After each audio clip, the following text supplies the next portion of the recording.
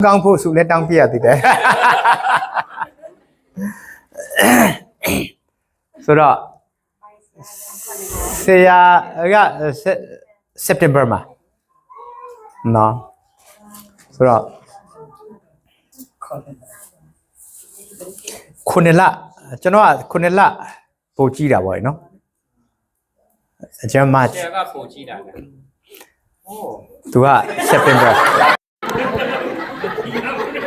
Yo Andre Miala.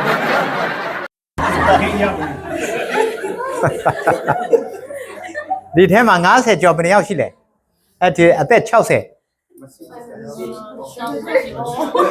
Ta sẽ nhau này về xin nhà phía đó nó. Sau đó nên thay này cho nó vào con lông nhát này bánh này về nhau này. Nó bên này là gì ạ? Ngã xe ngã này nó thì nó mà nhau này. Hay bảo quên chứ nó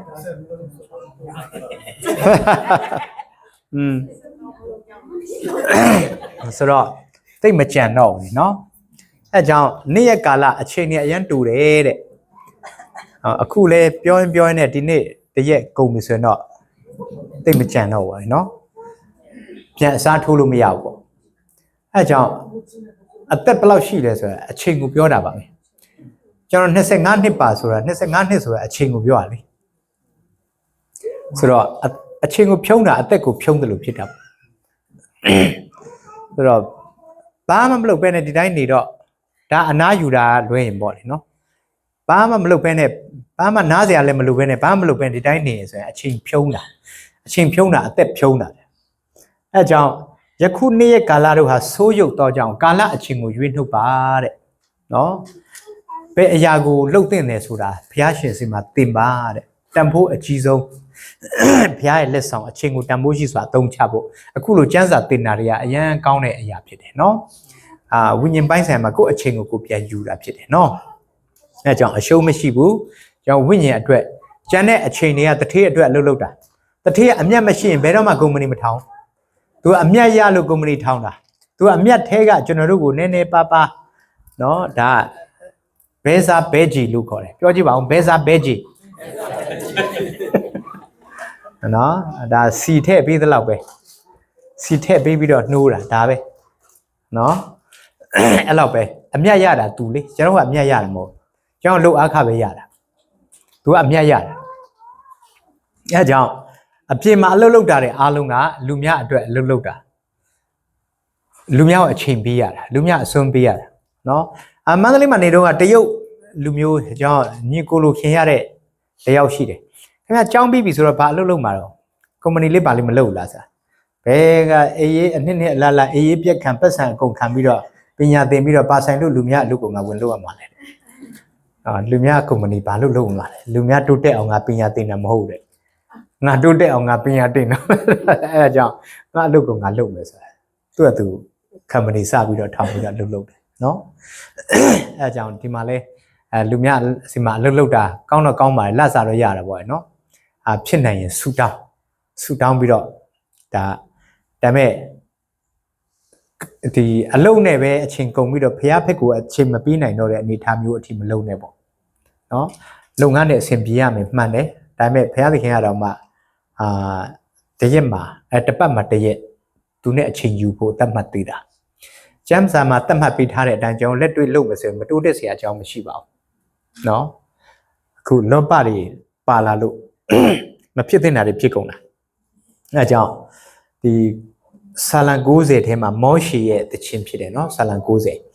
Tết đồ lú đấy Tết của phiêu mi mà du lú đấy là cho Tết bự xin à mà rồi tìm bí vậy nó trong mà bắt sang mấy chui đào là Tết của mấy chui đào sa chân lô sa, ít chân lô ít, nê chân lô nê, nó tụi trên này tụi lông mà lô đó, Tết của phiêu là lô chết, nó Tết bị mình xin lại bên này nghe như này, Việt Nam miêu dùng khán giả nó, đã đi một con, ok, thì lâu cả mà, Tết cả lệ tu, sau này lệ thêm mà lệ ship đi, phía bên đây, thì ở đây mà lại này, nó đó là bây giờ đó xe ba, cháu li la bị, phía bên kia lối trên này họ uza mà bây giờ lúp rồi. ကျွန်တော်ကဖះကိုကျန်တဲ့အချိန်မှာပဲအချိန်ပေးတာကိုယ့်အလုပ်ကိုပဲဦးစားပေးတာရုပ်တုစင်တုဥမချဝမပြုနဲ့လို့ပြောတယ်အယုတ်တွေကိုသွားမရှိခိုးပါဘူးဒါပေမဲ့လောဘကြီးတဲ့စိတ်ဟာရုပ်တုကိုယ်ွယ်တဲ့နှလုံးသားပဲပတ်စံအများကြီးလိုချင်တယ်လိုချင်တဲ့လောက်ကိုစိတ်ကူးရင်လို့ရတယ်စိတ်ကူးအနေနဲ့ရတယ်အပြင်မှာလက်တွေ့ဖြစ်မလာဘူးစိတ်ကူးထဲမှာရှိတယ်အဲ့ပတ်စံတွေဒါပေမဲ့သုံးလို့ရမရရှိတယ်သုံးလို့မရဘယ်မှာရှိရစိတ်ကူးရင်ထဲမှာရှိတယ်လောဘစိတ်ထဲမှာရှိတယ်ဒါပေမဲ့သုံးလို့မရအောင်အဲ့ဒါအတုပဲသုံးလို့မရရင်အတုပဲအစစ်ကဘယ်မှာလဲလူများစီမှာကျောင်းစီမှာရှိတာအတုသုံးလို့မရဘူးနော်ကားလှလေးလိုချင်တယ်နော်စိတ်ကူးရင်တယ်စိတ်ကူးထဲမှာရှိတယ်ဒါပေမဲ့စီးလို့မရဘူးအစစ်ကလူများစီမှာဒါဆိုရင်ဒီထဲမှာစိတ်ကူးထဲမှာရှိတာအဲ့အတုအဲ့ကြောင့်လောဘကြီးတဲ့စိတ်ဟာရုပ်တုကိုယ်ွယ်တာ ਨੇ အတူတူပဲနော်အဖက်အခန်းကြီး၄အပိုင်းငယ်၄အဖက်အခန်းကြီး၅အပိုင်းငယ်၅ထဲမှာဒါရုပ်တုကိုယ်ွယ်ခြင်းဖြစ်သောလောဘလွန်ကျူးခြင်းနော်ဖျားမေ့တရားမေ့ပတ်စံရဖို့တော်လာရဖို့ပဲမဲပြီးတော့ကျမ်းမာရေးတော်မှဂယုမဆိုင်နိုင်တော့နောက်ပိုင်းယောဂတစ်ခုခုဖြစ်သွားတယ်ကိုရှာထားတဲ့ပတ်စံနဲ့အကုန်လုံးပြန်ကုနော်မစားရမတော့ရဘဲနဲ့ဆေးဝယ်တာနဲ့ကိုအောင်အဲ့လိုမျိုးဖြစ်သွားတယ်ဆိုတော့အဲ့ဒါကြောင့်ပညာဉာဏ်နဲ့တတိထားပြီးတော့အသုံးပြုတတ်ဖို့လိုအပ်ပါတယ်ပြီးတော့ကောလောသဲအခန်းကြီး3အပိုင်းငယ်9ထဲမှာလောဘကြီးတာဟာရုပ်တုကိုယ်ွယ်တာ ਨੇ အတူတူပဲတဲ့ဒါဆိုရင်လောဘမကြီးတဲ့လူရှိလားမရှိဘူးဒါဆိုရင်အကုန်လုံးရုပ်တုကိုယ်ွယ်တယ်နော်ငါမှတပါအခြားဖះမကိုယ်ွယ်တဲ့လူတွေရောဖះကလွဲရန်တဲ့ဟာကိုပဲဦးစားပေးတာကျွန်တော်ကအဲ့ဒါလဲချိုးဖောက်တယ်ရုပ်တုစင်တုလဲကိုယ်ွယ်တယ်ပြီးတော့ဖះနဲ့ပတ်သက်ပြီးတော့မလိန်တဲ့လူပြောတယ်ကျွန်တော်ကအလိန်ဆုံးနေပဲအပတ်တိုင်းဆက်ကတ်တဲ့အတိုင်းလည်းဘာရုပ်မှမပေါက်နော်ဆူတောင်းတယ်ဆက်ကတ်တယ်နော်ဒါပေမဲ့ဆက်ကတ်တဲ့အတိုင်းနေလားမနေဘူးဆူတောင်းတဲ့အတိုင်းမနေဘူးအဲကြောင့်ဖះကိုလိန်တာနော်ပြီးတော့ဥပုံလေးကိုစောင့်ရမယ်တန်ရှင်းစီပါကဲအဲ့ဒါကိုစောင့်လားမစောင့်ဘူးဥပုံလေးဆိုစနေနေ့လေနော်တနင်္ဂနွေနေ့မဟုတ်ဒါတနင်္ဂနွေနေ့ကရှင်ပြန်ထမြောက်တဲ့နေ့သခင်ဖျားနေ့နော်ကျွန်တော်ကဒါ Sunday လို့ပြောနေတယ်ကျမ်းစာထဲမှာ Sunday မှမရှိတာ Sunday ဆိုတာနေကိုကိုးကွယ်တဲ့လူတွေသတ်မှတ်တယ်နော် Sunday ဆိုတာနေလေနော် Monday ဆိုတာ moon လကိုကိုးကွယ်တဲ့သူတွေသတ်မှတ်တာအပြင်ကအခေါ်အဝေါ်တွေကိုကျွန်တော်က Gregorian calendar မှာသုံးထားလို့ကျွန်တော်ကလက်ဆင့်ကမ်းပြီးတော့သုံးတာပဲနော်ကျမ်းစာထဲမှာသခင်ဖျားနေ့နော်ကျွန်တော်ရဲ့တနင်္ဂနွေနေ့ပေါ့ဥပုံနေ့ကြတော့စနေနေ့ကြတာပေါ့နော်အဲ့စနေနေ့မှာထင်းမခွေရဘူးရေမတောက်ရဘူးထမင်းမစားရဘူးစတွေးလည်းမမြုံနဲ့စနေနေ့မှာရမလားမရဘူးဒီနေ့စနေနေ့လေနော်3မိုင်4ဖာလုံးကိုမကြော်ရဘူးခကြီးသွားရင်အခုစင်3မိုင်ကသလားမကမိုင်20လောက်ရှိရနော်60လောက်မောင်းလာတယ်95ကျပ်သားထက်ပိုလေးတဲ့အထုပ်ကိုမဆွဲရအောင်ဥပုံနေမှာရလားဥပုံနေကိုလည်းချိုးဖောက်တယ်ကျွန်တော်ကနော်ပြီးတော့ဒါဆိုရင်တော့ဖျားနဲ့ပတ်သက်တဲ့ပညာ၄ပါးအကုန်ချိုးတယ်လူနဲ့ပတ်သက်တဲ့ပညာ6ချက်ကြံသေးတယ်မိပကိုယိုသေးပါဆိုရသလားမရဘူးမိပကိုကျွန်တော်ကျိန်ဆဲတယ်ဒီဘာမှလည်းအမွေမပေးနိုင်ဆိုပါဇက်ကပြောလို့မကောင်းလို့ညှိနေစိတ်ကူးထဲမှာပဲနော်မိပကိုခံပြောတယ်မိပကိုကလန်ကဆန်လုပ်တယ်နော်အဲ့ဒါလေအသက်လည်းတူတက်တယ်တဲ့နော်ဒါပေမဲ့ကျွန်တော်ကမိပကိုမယူတင်ရဲ့သားနဲ့အသက်ရှည်ကြတယ်ဆိုရင်အဲ့ဒါတက်ဆိုးရှည်တယ်ဆိုတာ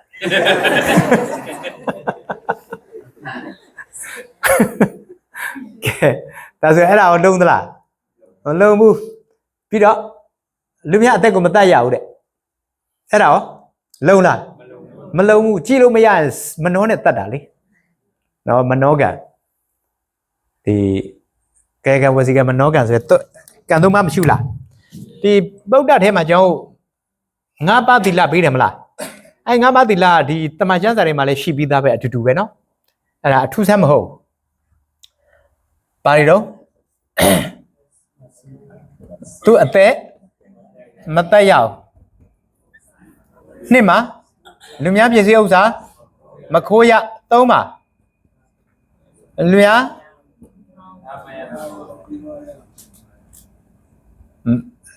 သူတပါတာမယာမပြစ်မရပြီးတော့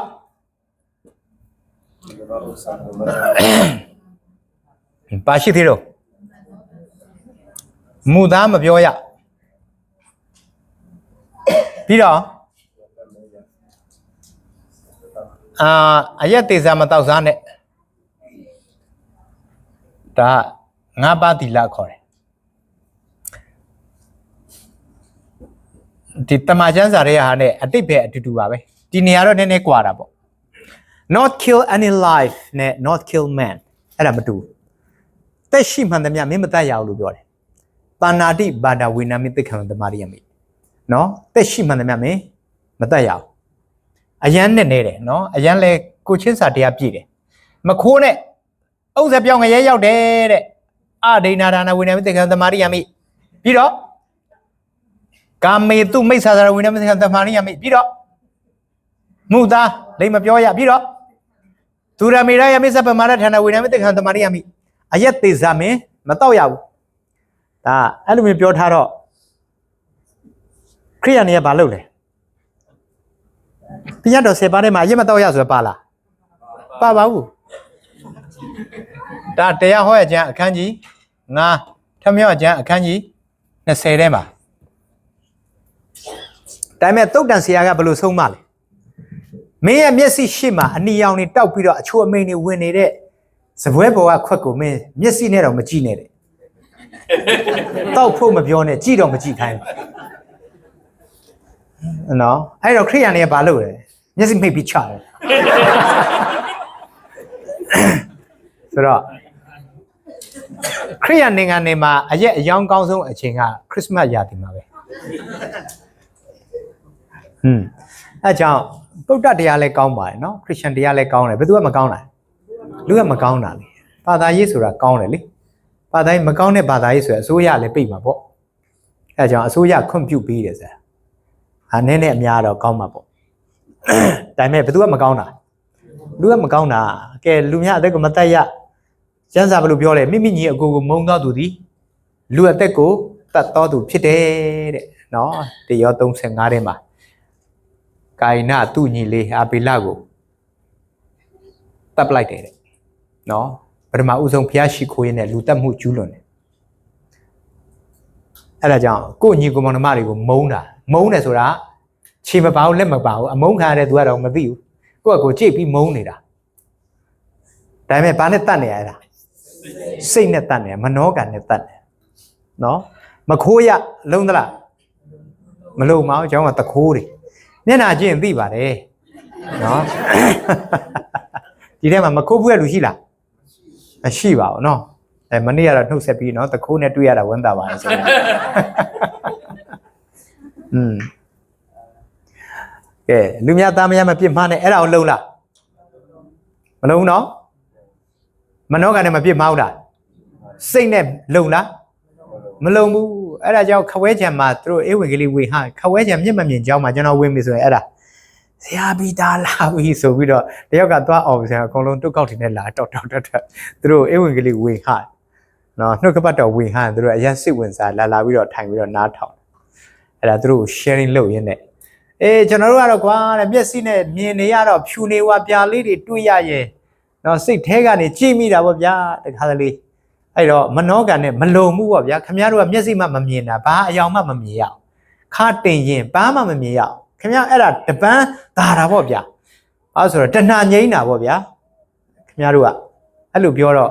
ဟိုကဘေးနားကနေကျွန်တော်နှိပ်ပေးနေတယ်ဆရာမထင်နဲ့တယ်ကျွန်တော်တို့ကပို့စကူးတာလေမျက်စိမှမမြင်ရတာဘာလို့ပို့စကူးတာလဲဆိုဆရာပဲစဉ်းစားကြည့်တယ်ကျွန်တော်ကမျက်စိမမြင်ရတော့နားနဲ့ပဲစွန့်ရတာတဲ့နားနဲ့လှတာဘယ်လိုလုပ်ခံစားရတော့ဆိုမဟုတ်ဘူးလေတဲ့ကျွန်တော်ကခြေတံကြတာနဲ့တင်ကိုစော်ပဲတင်တာတဲ့ဟာမင်းစွာလိုက်လားနော် ခြေတန်ကြားလာတဲ့ဒီဘာပဲထင်သူကဆော်ပဲသူကပို့ဆိုးနေဒုက္ခပဲဩတဏှာ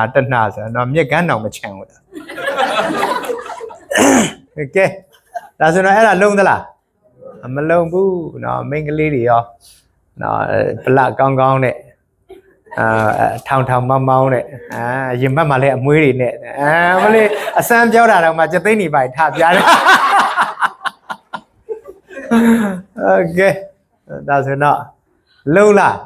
မလုံးပါဘူးယောက်ျားလေးတွေကတော့ဘာမှပြောစရာမလိုဘူးเนาะအဲ့ဒါ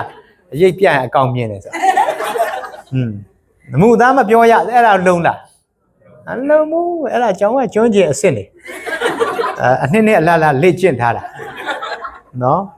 အရက်တိစမတော့စားနေအဲ့ဒါလုံးလားမလုံးငါးပါးလေးပဲပေးထားတယ်ဘယ်နှပါးလုံးတပားမလုံးเนาะအဲ့ကြောင့်ဆိုတော့ပညတ်တော်10ပါးပေးတဲ့အခါမှာကျွန်တော်ကဘယ်နှပါးလုံးတယ်လဲ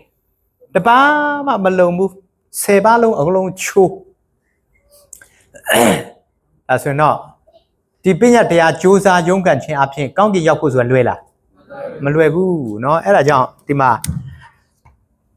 ကလာတိအခန်းကြီး3အပိုက်ငယ်73ကကြီးပိုက်မှာပညတ်တရားရဲ့အကျင့်အပြင်အပေသူမြဖြောင့်မတ်ရာသို့မရောက်နိုင်ကြောင်းထင်ရှားလျက်ရှိ၏နော်ကြိုးစားရုန်းကန်ခြင်းအပြင်ကိုယ့်ရဲ့သိက္ခာကိုယ့်ရဲ့ဘာဝနာအားထုတ်ခြင်းအပြင်တော့ဘယ်နည်းနဲ့မှလွတ်မြောက်မှာမဟုတ်အဲ့ဒါလေးဖတ်ပါဦး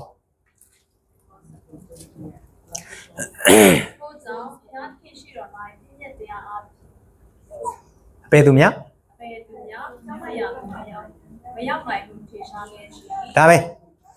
ပြီးတော့ဘယ်နေရာကြည့်ရင်ကောင်းမလဲယောမအခန်းကြီး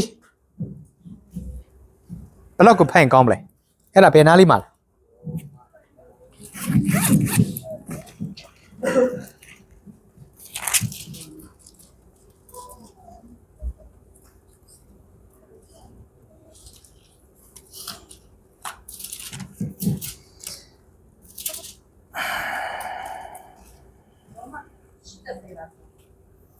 ဘယ်နေရာကိုကြည့်ရင်ကောင်းမလဲ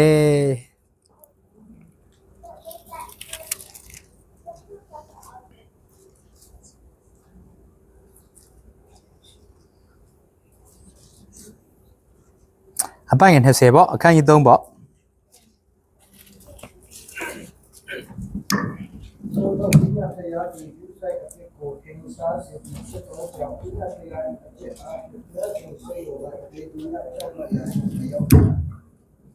ဟုတ်ပြီဒီပညတ်တရားဟာတဲ့လူကိုအပြစ်ရှာတဲ့တရားဖြစ်တဲ့အတွက်ကြောင့်ခင်ဗျားရဲ့အပြစ်ကိုပဲတောက်လျှောက်ရှာနေမှာပဲဒီတရားကိုခင်ဗျားအားကိုးခြင်းအဖြစ်ဖြောင့်မတ်ရာကိုရောက်ဖို့ဆိုတာမဖြစ်နိုင်ဘယ်လို့မှမဖြစ်နိုင်တဲ့နော်အဲ့ဒါကြောင့်ကျွန်တော်ကတော့မလိုက်နိုင်တာနဲ့လိုက်နိုင်ဖို့ကလည်းပညတ်တရားလေးပါလေးကလည်းသိအောင်မှအခုကတရားကဘယ်နှခုရှိလို့ရှိမှန်းတော့မသိတာဘာကိုသွားလိုက်မှာသိလို့မလိုက်နိုင်ဆိုရထားပါအောင်တော့အခုသိကိုမသိတာကျွန်တော်တရားနဲ့မဆိုင်တဲ့အဖွဲ့ဆိုတော့ဘယ်လိုနည်းနဲ့မှဖြောင့်မတ်ရာကိုမရောက်နိုင်ဘူးလိုက်နိုင်ခဲ့ရင်တော့မှတစ်ခုချိုးရင်အားလုံးကျိုးပြီနော်ယာကုပ်2:30မှာမနေ့ကကြမ်းချက်ပြီးခဲ့နော်အဲ့ကြမ်းချက်ကလာတိအခန်းကြီး3အပိုက်ငယ်30မှာအပြစ်ကိုထင်ရှားစေတယ်နော်ယောမအခန်းကြီး9အပိုက်ငယ်9ထဲမှာအပြစ်ကိုရှာတဲ့တရားအပြစ်ကိုရှာတော့အပြစ်တွေ့တာပေါ့အပြစ်ရဲ့အခါပေချင်းလေဒါဆိုရင်ဒီတရားကလူကိုဘယ်ကိုပို့လဲပေချင်းကိုပို့တယ်အဲ့ဒါကြောင့်ပညတ်တရားဟာလူကိုတတ်တဲ့တရားလူတတ်တဲ့တရားမောရှေရဲ့နှစ်ဖူးပေါ်မှာအယောင်တောက်နေတဲ့ရောင်ချီဟာလူကိုသေစေတဲ့တရားတကိုးရှိတယ်နော်ဒီနေ့အဖြစ်ပညတ်တရားနော်လူကိုသေစေတဲ့နှစ်ကောအခန်းကြီး3အပိုက်ငယ်6မှာပါတရားခေါ်လဲလူတတ်တရားခေါ်တယ်အဲ့ဒီတရားနဲ့သွားတော့အသက်ခံရတာပဲဖတ်တင်တော့နော်အဲ့ဒါလေးပြန်ဖတ်ရအောင်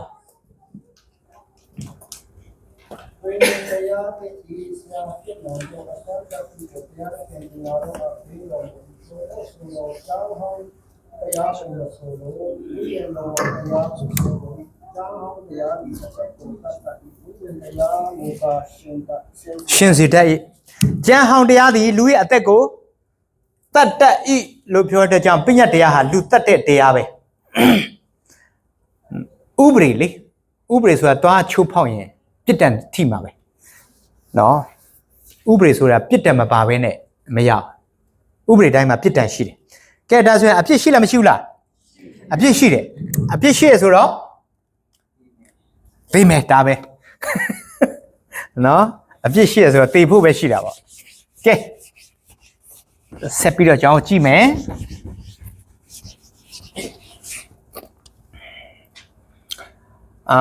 မနေ့ကပညတ်တရားသင်ခဲ့ပြီးတော့ကျွန်တော်အပြစ်တရားထဲမှာဆက်သွားတယ်အခုကယေရှုတရားထဲမှာသွားရအောင်အဲ့၃ချက်ယေရှုတရားလို့ပဲပြောလက်ဝါးကတိုင်းတရားလို့ပဲပြောယောမအခန်းကြီး6အပိုက်ငယ်23ကကြီးပိုက်မှာပါတယ်လေအပြစ်အခသေခြင်း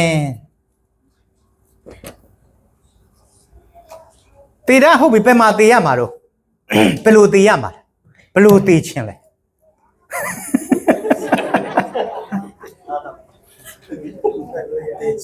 သေခြင်းတလို့သေလို့လည်းမရပြန်ဘူးဥပဒေနဲ့ညီအောင်သေရတယ်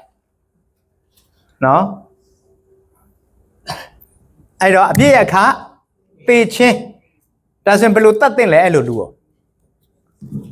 ပြစ်မှားလွန်ကျူးတဲ့အပေါ်မှာမူတည်မှာပေါ့လေသူပေးဆက်ရမယ်ဆိုတာကဒါဆိုရင်ကျွန်တော်ကဖျားသခင်လွဲပြီးတော့ကျန်တဲ့ဟာအားလုံးကိုးကွယ်တယ်ဖျားနဲ့ပတ်သက်ပြီးတော့လူလိန်နေရုပ်တုကိုးကွယ်တဲ့အဖွဲ့တွေကျွန်တော်ကပြီးတော့ဥပုပ်ကိုချိုးဖောက်တဲ့အဖွဲ့တွေပြီးတော့မိဘကိုစော်ကားပြစ်မှားတဲ့အဖွဲ့တွေပြီးတော့လူများအသက်ကိုတတ်ဖြတ်တဲ့လူပုဂ္ဂိုလ်တွေလူများကိုကြည့်မရတာမပြောနဲ့တခါတလေကိုယ့်အကိုယ်တော်ကြည့်လို့မရဘူးနော်ပြီးတော့လူများသားမယားပြစ်မှားလွန်ကျူးတဲ့အဖွဲ့တွေကာယကံနဲ့လုံဝင်လည်းခင်ဗျဝစီကံနဲ့မလုံဘူးကာယကံနဲ့ဝစီကံနဲ့လုံနဲ့ထားအောင်တော့ဝစီပိတ်ပြီးချင်းမနောကံနဲ့မလုံပြီးတော့လိန်လယ်မူသားပြောတဲ့အဖွဲ့တွေပြီးတော့ကျောင်းကတခိုးတွေပြီးတော့မမှန်တော့တက်တေခံပြီးတော့ဒီမှာရောက်လာတယ်နော်အခုခင်ဗျားပြောခဲ့တာတွေအားလုံးအမှန်တရားဆိုရင်လက်ထောင်ပြီးအတိအမှတ်ပြုပါအောင်ဆိုရင်နော်ကုန်ကဲအရီနဘက်ကင်းန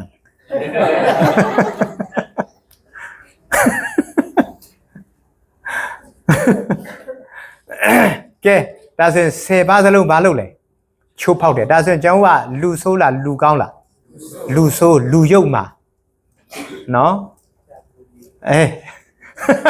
လူရုပ်မှာတယ်တယောက်နဲ့တယောက်ပြောရအောင်လူရုပ်မှာကြီးလို့ပြော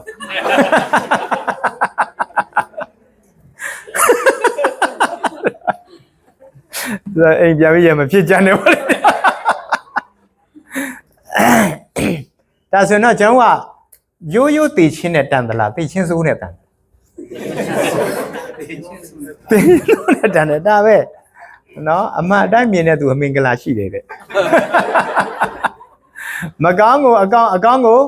မကောင်းအချိုအရာ၌အခါအရာ၌အချိုတလွဲယူတတ်သောသူတို့သည်အမင်္ဂလာရှိတယ်အဲ့ဒါကြောင့်ဖျားနဲ့ဆန့်ကျင်ဘက်မြင်တဲ့သူဟာအမင်္ဂလာရှိတယ်ဖျားမြင်တဲ့အတိုင်းမြင်တဲ့သူကမင်္ဂလာရှိတယ်အဲ့ကြောင့်မနေ့ကဖျားတကယ်ကျွန်တော်တို့ခွေးကောင်လို့ပြောဟုတ်ကဲ့ပါကျွန်တော်ခွေးပါနော်ဒါဝိမင်းကြီးတောင်သူ့ကိုယ်သူခွေးလို့တန်းရှိတယ်အာဗြဟံကတော့သူ့ကိုယ်သူမြေမှုန့်နဲ့ဗျာတက်တက်ပဲလို့ပြောတယ်တမန်တော်ရှင်ဘောလူကသူ့ကိုယ်သူအပြစ်အကြီးဆုံးပါလို့ဝန်ခံတယ်ရှင်ပေတရုကကျွန်တော်အပြစ်များတယ်တဲ့ကိုယ်တော့ကျွန်တော်စီမှာမနေနဲ့ထွက်သွားပါလို့မောင်းထုတ်တယ်ဟေရှာယကကျွန်တော်ကြင်ချင်းအမင်္ဂလာခံရတဲ့နှခမ်းရှိတဲ့လူတွေထဲမှာကျွန်တော်လည်းနေပြီးကျွန်တော်အပြစ်ကြီးတယ်ဖះကိုမြင်ရကျွန်တော်သိရတော့မယ်နော်ဒါဆိုရင်တော့ဖះနဲ့တွေ့ခဲ့တဲ့လူတိုင်းအမှန်တိုင်းဝင်မခံဘူးလားဝင်ခံတယ်ဒါဆိုရင်တော့ကျွန်တော်ကလူဆိုးလူမိုက်ဒါဆိုရင်တော့အဲ့ဒီလူတွေကိုပါနဲ့ဘယ်လိုတတ်သိလဲ နော်ဥပဒေနဲ့ညီအောင်သိရမယ်တရားဟောရခြင်းအခန်းကြီး21အပိုက်ငယ်22 23ပါအဲ့လိုပြစ်မှားလွန်ကျူးတဲ့လူဘယ်လိုတတ်ရမလဲဆိုတာအဲ့ဒါလေးဖတ်ရအောင်ဆရာတရားဟောခြင်းအခန်းကြီး21အပိုက်22 23ခတ်စွာလေးဖတ်ပေးပါဦးနော်တမ်ကိုတခါတလေအခြားသောဘာသာစကားနဲ့ပြောတယ်လို့မျိုးတေကောင်ပြည့်ရှိသောသူကိုတက်တိုင်နိုင်ဆွဲပြီးတက်တယ်တေကောင်ကိုတက်တိုင်နိုင်တနလုံးမထားရထိုနေ့ချင်းတွင်မြေ၌ဆက်ဆက်ပြုတ်ရမည်တက်တိုင်နိုင်ဆွဲထားခြင်းကိုခံရသောခြင်းကိုခံရသောသူသည်တင်းဤဖျားသခင်တော်ရဖျားသည်တင့်အမွေခံစရာကိုပြီးတော်မူသောသူသည်မြင့်မြင့်စေမည်အကြောင်းထို့တို့ပြရမည်ဟုတ်ပြီတက်တိုင်မှာဆွဲ၍တက်အဲ့နေ့မှာနေ့ချင်းမြုပ်ဒါပဲဘာမှဟိုကောင်းကြီးနဲ့တန်တယ်ဒီကောင်းကြီးနဲ့တန်တယ်မပြောနဲ့ကျွန်တော်နဲ့တန်တယ်အဲ့ဒါပဲနော်အပြစ်တရားအခါကနှစ်ချင်းပေတီရလားမရဘူးဘာပဲလဲပေချင်းတချို့အဲ့ဒါပေချင်းကိုရင်မဆိုင်သေးပဲနဲ့နှစ်ချင်းပဲလာခံနေတာနော်ပြောင်းပြန်တယ်အဲ့ဒါထောင်ပါစတိုင်လုပ်နေတာကဲဒီချင်းသဘောပေါက်တာကနောက်မှနှစ်ချင်းခန္ဓာကအရင်ပြောင်းပြန်နေဖြစ်နေပေါင်းပြီးရှိကိုအထဲမှာဝက်ပြီးတော့အတွင်းခံကိုအပြင်မှာဝက်နော်နောက်တော့လဲစင်ပြေသွားမှာပါကျေနပ်ပါတယ်ဝန်တာပါတယ်ဒီဖြစ်ပါတယ်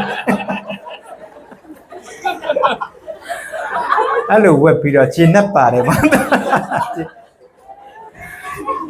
ကဲတင်ချင်းလက်သဘောမပေါက်သေးပဲနဲ့ယဉ်ချင်းခံပြီးတော့နောက်မှကဲတင်ချင်းသဘောပေါက်တယ်ယဉ်ချင်းပြန်ခံလေလို့ပြောရင်လည်းမခံပါဘူးလို့အဲ့ဒါဘာစတိုင်လဲအဲ့ဒါဟန်ဘာစတိုင်ဒီထဲမှာဘယ်နှယောက်ရှိလဲ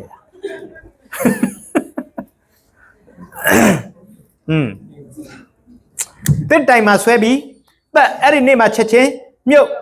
နော်အဲ့ဒါကြောင့်မနေ့ကသခင်ယေရှုလူစားတိခံရခြင်းရဲ့အကြောင်းရင်းရောက်သိပြီဘလိုနည်းနဲ့မေတော်မာရိရဲ့ဝင်းထဲမှာဝင်လာတော့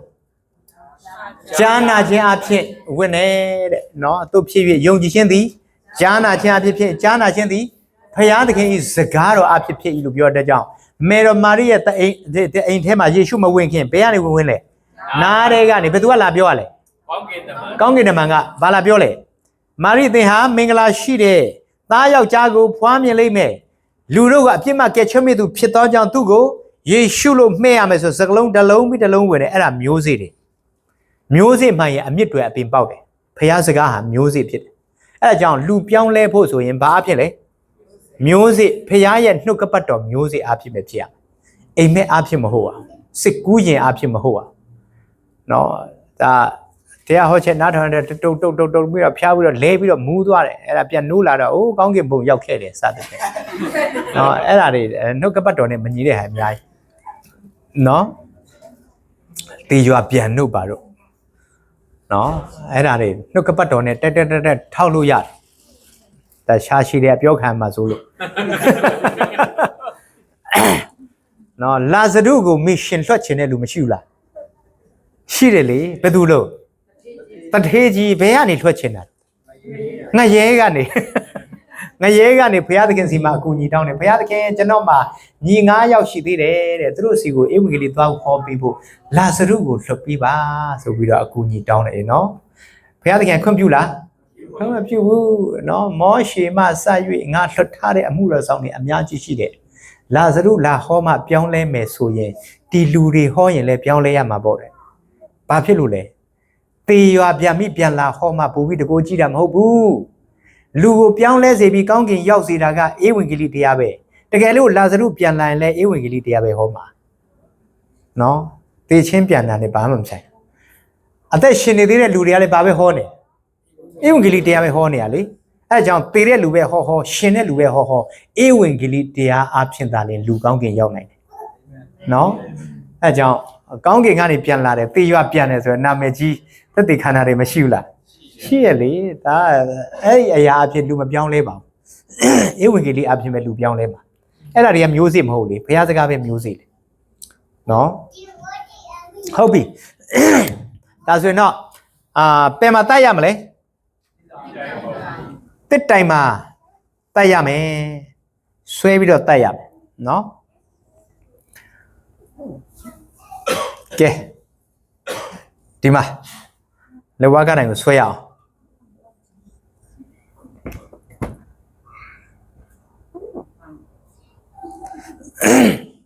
ကဲတခင်ယေရှုအပြစ်ရှိလားမရှိဘူးအပြစ်မရှိရင်ဘယ်လိုလုပ်လဲဝါကတိုင်းမှာတက်လို့ရမလဲ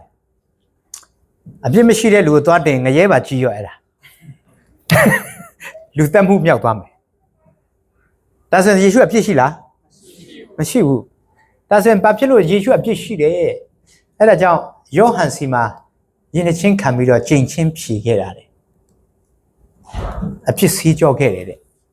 အဲ့ဒါကိုယောဟန်ခန်းကြီး1အပိုက်29ကိုယူပြီးတော့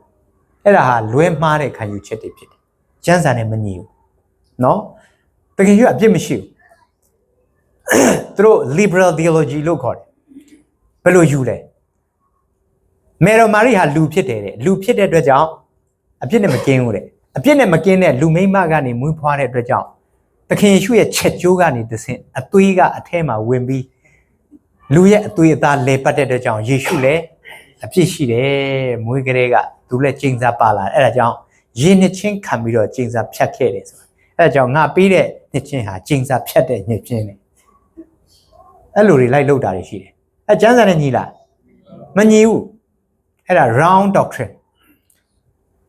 ခံယူချက်အတိတကျ dogma လည်းမခံဘူး doctrine ဆိုတဲ့စကားလုံးက dogma ဆိုတဲ့စကားလုံးကနေလာတာနော်အဲ့ကြောင့်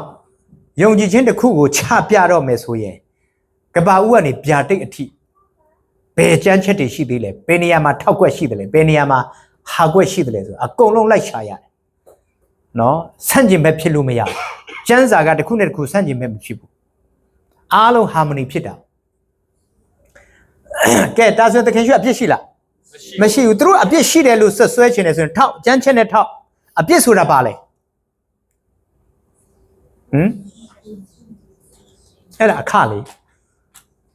အပြစ်ဆိုတာပါလေ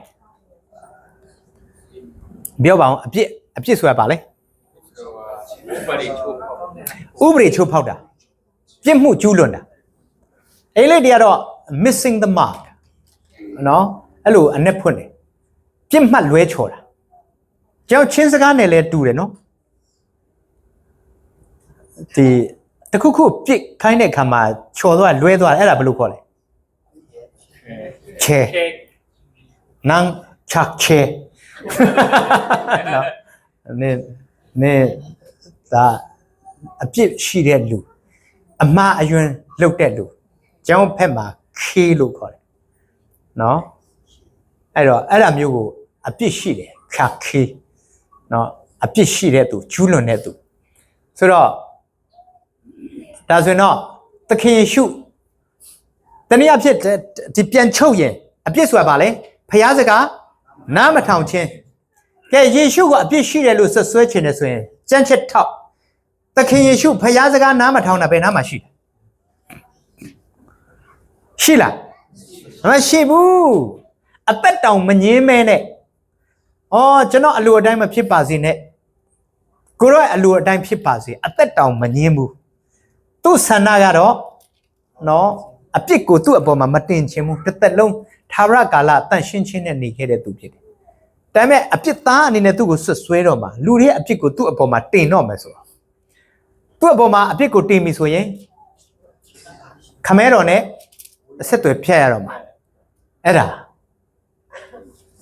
နော်အဲ့ဒါအစတုန်းကဤခွက်ကိုကျွန်တော်ရှေ့မှာလွန်သွားနိုင်လေလွန်သွားစေပါတဲ့တိုးတော်လဲကျွန်တော်အလိုအတိုင်းမဖြစ်ပါစေနဲ့ကိုရောရဲ့အလိုအတိုင်းဖြစ်ပါစေအသက်တောင်မငြင်းမဲနဲ့ဖခင်စကားနားထောင်ခဲ့တယ်အဲကြောင့်သခင်ယေရှုရဲ့နားထောင်ခြင်းနဲ့ပတ်သက်ပြီးတော့ဒီလေဝါကတိုင်အကြောင်းတွေကိုလေ့လာခြင်းရင်စနစ်တကျလေ့လာခြင်းရင်ဆာလံ22ဟေရှာယအခန်းကြီး53မဿဲအခန်းကြီး26မာကုအခန်းကြီး14လူကာအခန်းကြီး22ယောဟန်အခန်းကြီး19အဲ့ဒါအကုန်လုံးနောချီနေအောင်ဖတ်တယ်ကားတိုင်တရားတယ် သခင်ယေရှုရဲ့နာခံခြင်းကဲသခင်ယေရှုအထူးသဖြင့်သူ့ရဲ့နာခံခြင်းဖိလိပ္ပိအခန်းကြီး2အပိုင်ငယ်1ကနေ7မှာနော်အစီခံကြုံကဲ့သို့ဆောင်ယူပြီးတော့ဆင်းလာတယ်နော်ဟိုးအနှိမ့်ဆုံးအထိဆင်းလာတယ်နာခံခြင်းအပြည့်နဲ့အဲ့ဒါကြောင့်ဘုရားသခင်ကသူ့ကိုအမြင့်ဆုံးပွက်တကာရဲ့အထက်မှာအားလုံးသူ့ရှေ့မှာတူးထောက်ရမယ်ကောင်းကင်တရဝမြေကြီးတရဝမြေကြီးအောက်မှာရှိတဲ့တတ္တဝါအကုန်လုံးယေရှုရဲ့ရှေ့မှာတူးထောက်ပြီးတော့ယေရှုသည်သခင်ဖြစ်တော်မူရင်နှုတ်နဲ့ဝန်ခံရမယ်ဘာလို့လဲဆိုရင်အနှိမ့်ဆုံးမှာနှိမ့်ချပြီးဆင်းလာတဲ့အတွက်ကြောင့်ဘုရားစကားနားထောင်တယ်အဲဒါကြောင့်နာခံခြင်းနဲ့ပတ်သက်တဲ့ကြံချက်ဖိလိပ္ပိ1 1ကနေ7မှာဆိုတော့ဘုရားစကားညှင်းဆန်တာရှိလားမရှိဘူးအပြစ်ဆိုတာဘုရားစကားနားမထောင်ခြင်းဒါဆိုရင်သခင်ရှုဘုရားစကားနားမထောင်မှုဆိုရင်ကြက်ချက်ပြမရှိဘူးအဲကြောင့်သခင်ရှုအပြစ်မရှိဘူးအပြစ်နဲ့ကင်းစင်သောသူပဲဖြစ်တယ်နော်ကျမ်းဟောင်းမှာရစ်ပူဇော်တဲ့ခါမှာအဲ့ဒါအရေးကြီးတယ်နော်ရစ်ပူဇော်တဲ့ခါမှာတောင်းဆိုချက်တွေရှိတယ်၅မျိုးတော့ရှိတယ်နံပါတ်1သတ်မှတ်ထားသောသူရစ်ပူဇော်တဲ့ခါမှာသတ်မှတ်ထားတဲ့သူကရစ်ပူဇော်ရမယ်သတ်မှတ်ထားသောပုံစံအတိုင်းသတ်မှတ်ထားသောနေရာမှာသတ်မှတ်ထားသောအချိန်မှာ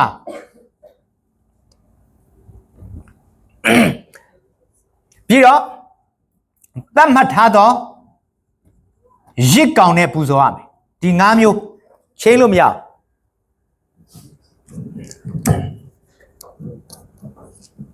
သခင်ယေရှုဟာသတ်မှတ်ထားသောသူဖြစ်တယ်ယေဘရဟိတ်ပြီးတော့သခင်ယေရှုဟာသတ်မှတ်ထားတဲ့ဥပဒေအတိုင်းလက်ဝါးကတိုင်မှာအသေးခံရတယ်သခင်ယေရှုဟာသတ်မှတ်ထားသောနေရာမှာလက်ဝါးကတိုင်မှာ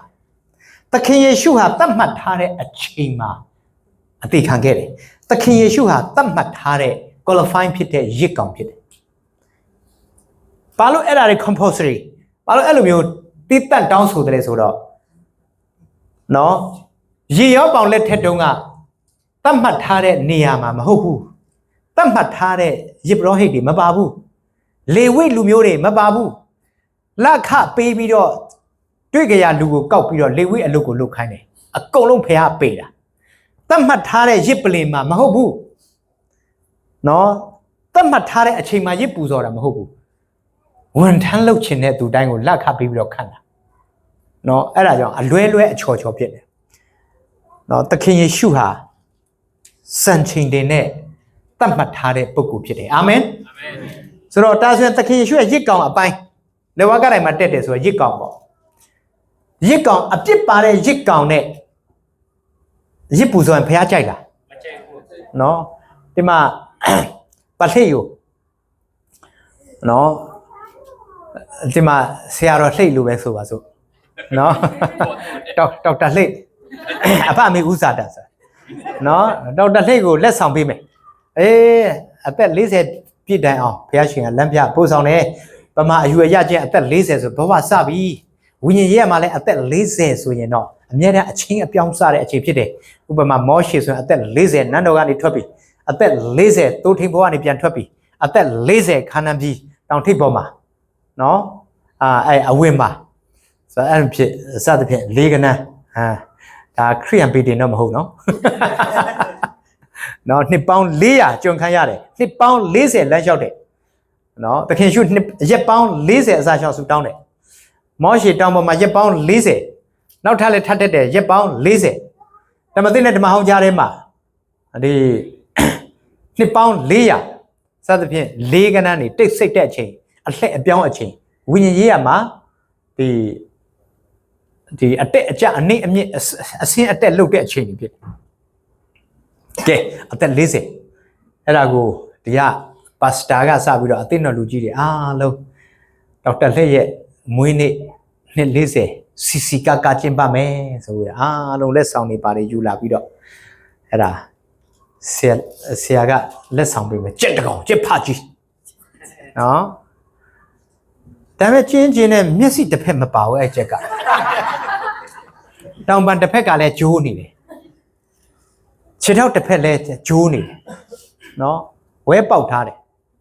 ကုန်းလုံးနှုတ်သီးရလဲအောက်ကပဲ့နေကင်ချင်စရာတော့မကောင်းအဲ့ဒါကိုမွေးနေ့လက်ဆောင်ပေးရင်ကြိုက်လားမကြိုက်ဘူးအဲ့ဒါပါလို့တာအဲ့ကျေးဇူးပြုရလားစော်ကားလားအဲ့စော်ကားတယ်ကောအဲ့ဒါကြောင့်နော်ဒီမာလခိကလည်းပြောတယ်နင်တို့ကြိုကျိုးတဲ့အကောင်နရွက်ပဲ့တဲ့အကောင်ခြေကျိုးနေတဲ့အကောင်အဲ့လိုဒီကိုအင်ကမစုံလင်တဲ့အကောင်တွေကိုဖျားမပြောနဲ့မင်းလူမျိုးအုပ်ကိုမြို့ဝင်မင်းကြီးကိုလည်းသွားပေးအောင် तू ကနေကိုကျေးဇူးတင်ပါလားကြိုက်ပါလားတဲ့ဖျားတခင်အဲ့လိုမျိုးမပေးရဘူးတဲ့ပြည့်ပြည့်စုံတဲ့အကောင်ကိုပဲပေးရမယ်ဆိုအဲ့ဒါကြောင့်ရစ်ကောင်ကအပြင်ပိုင်းလည်းပြည့်စုံရမယ်အတွင်းပိုင်းလည်းပြည့်စုံရမယ်တနည်းအားဖြင့်နွားကိုရစ်ပူစော်တဲ့အခါမှာရစ်ဘရဟိမင်းကြီးကကြိုကျိုးနှစ်ရွက်ပဲ့ဘာမပါအကုန်လုံးစစ်ဆေးအားလုံး qualify ဖြစ်ပြီဆိုမှလက်တင်ပြီးတော့တတ်ပြီးတော့ပိုက်ခွဲပြီးတော့ဦးတွေအကုန်လုံးကိုထုတ်ရစ်ဆေးမစင်တစ်ခုမှမပေးရအောင်တန့်ရှင်းပြောင်လဲနေအောင်ရစ်ဆေးပြီးမှပိုက်ထဲမှာပြန်ထည့်ပြီးတော့မှမီးနဲ့ရှုပ်ပြီးတော့ပူစော်ရအပြင်လဲအပြစ်နဲ့กินရမယ်အတွင်းပိုင်းလဲတန့်ရှင်းရှိရမယ်ဘာကြောင့်လဲသခင်ယေရှုဟာသခင်ယေရှုကိုမိမောင်းထိုးပြတဲ့ရစ်ကောင်ဖြစ်တဲ့အတွက်ကြောင့်ယေရှုဟာအတွင်းပိုင်းဇာရိတပိုင်းလဲပြည့်ပြည့်စုံတဲ့ရစ်ကောင်ဖြစ်တယ်လို့အပြင်ပိုင်းလဲအပြစ်နဲ့กินတဲ့ရစ်ကောင်ဖြစ်တယ်ယေရှုလုံးဝအပြစ်မရှိဘူးဟောဖျားနာမှာဘုန်းကြီးပါစေအာမင်အဲဒါကြောင့်ဒီနေ့နော်ဒီမှာသခင်ယေရှုလုံးဝအပြစ်မရှိဘူးနှစ်ကောအခန်းကြီး9အပတ်ငယ်21မှာလိုက်ဆိုအောင်အပြစ်နဲ့ကင်းစင်သောသူကိုဒါဘလို့ရစ်ကောင်လေအပြစ်နဲ့ကင်းစင်သောသူဖြစ်တယ်ကဲဒါဆိုတော့ကျွန်တော်ဖြတ်ပြီပိုက်စာနေပြီလားစာသေးပါအောင်နော်စေးပေါ့တခါတလေမှလာရင်နော်ဖြစ်နိုင်ဘာမှမစားဘဲနဲ့တော့တဏီကုံထိုင်သိနေစားကဲဒါဆိုတော့အပြစ်နဲ့ကင်းစင်သောသူဖြစ်တဲ့သခင်ယေရှုအဲ့ဒါမှ qualify ဖြစ်တာဂျူးလူမျိုးရဲ့ထုံးစံအရာအသက်30မပြည့်မချင်းเนาะဒီပညာအရာမှာတလကောင်ဗဟုတုတအရာမှာတလကောင်ဓမ္မပညာအရာမှာတလကောင်ပြည့်ပြည့်စုံတဲ့သူမဟုတ်သေးဘူးလို့သတ်မှတ်တယ်အဲကြောင့်ဂျူးလူမျိုးတယောက်အနေနဲ့မွေးဖွားတဲ့အတွက်ကြောင့်ဂျူးထုံးစံရဲ့လက်ထဲမှာကြီးပြင်းရတော့ဂျူးစီကန်းကိုလိုက်နာရတယ်အဲဒါကြောင့်เนาะအသက်30မပြည့်မချင်းအမှုတော်ထဲမှာမဝင်ရသေးဘူးသခင်ရှုကဲအဲ့တော့ကျမ်းချက်ရင့်မယ်ယောဟန်အခန်းကြီး1အပိုင်29ဟေရှာယအခန်းကြီး53အပိုင်ငယ်6မှာအဲ့ဘာပြောလဲ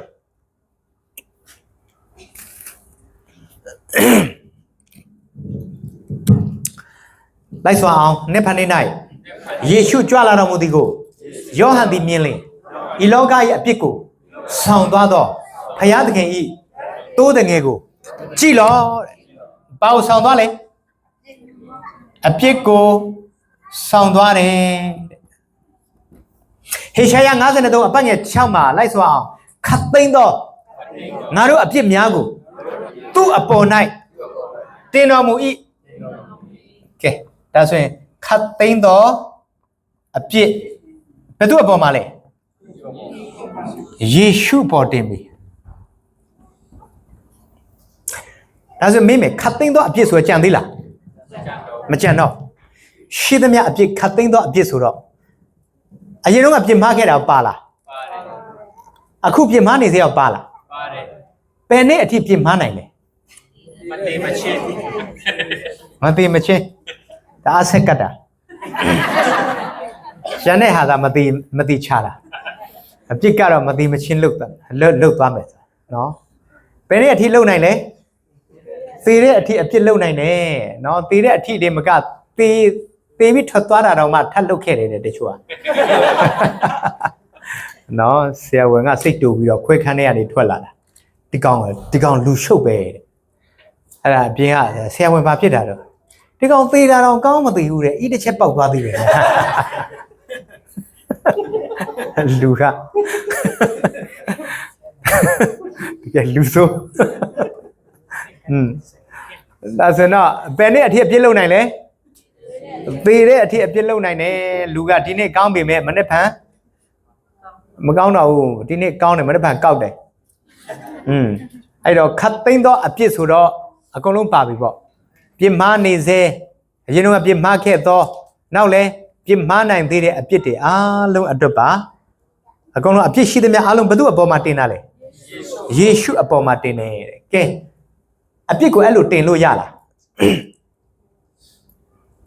အပြစ်ကိုအဲ့လိုလူစီကနေယူပြီးတော့တင်လို့ရလားမရအောင်အဲ့ဒါကျမ်းစာအဲ့လိုတင်တယ်ဆိုအပြစ်ရှိသမျှကိုယူသွားပြီတဲ့ခတ်သိမ်းသောအပြစ်ကိုငါတို့နော် he took away our sin အားလုံးကြအပြစ်တွေအားလုံးကိုယူသွားပြီတဲ့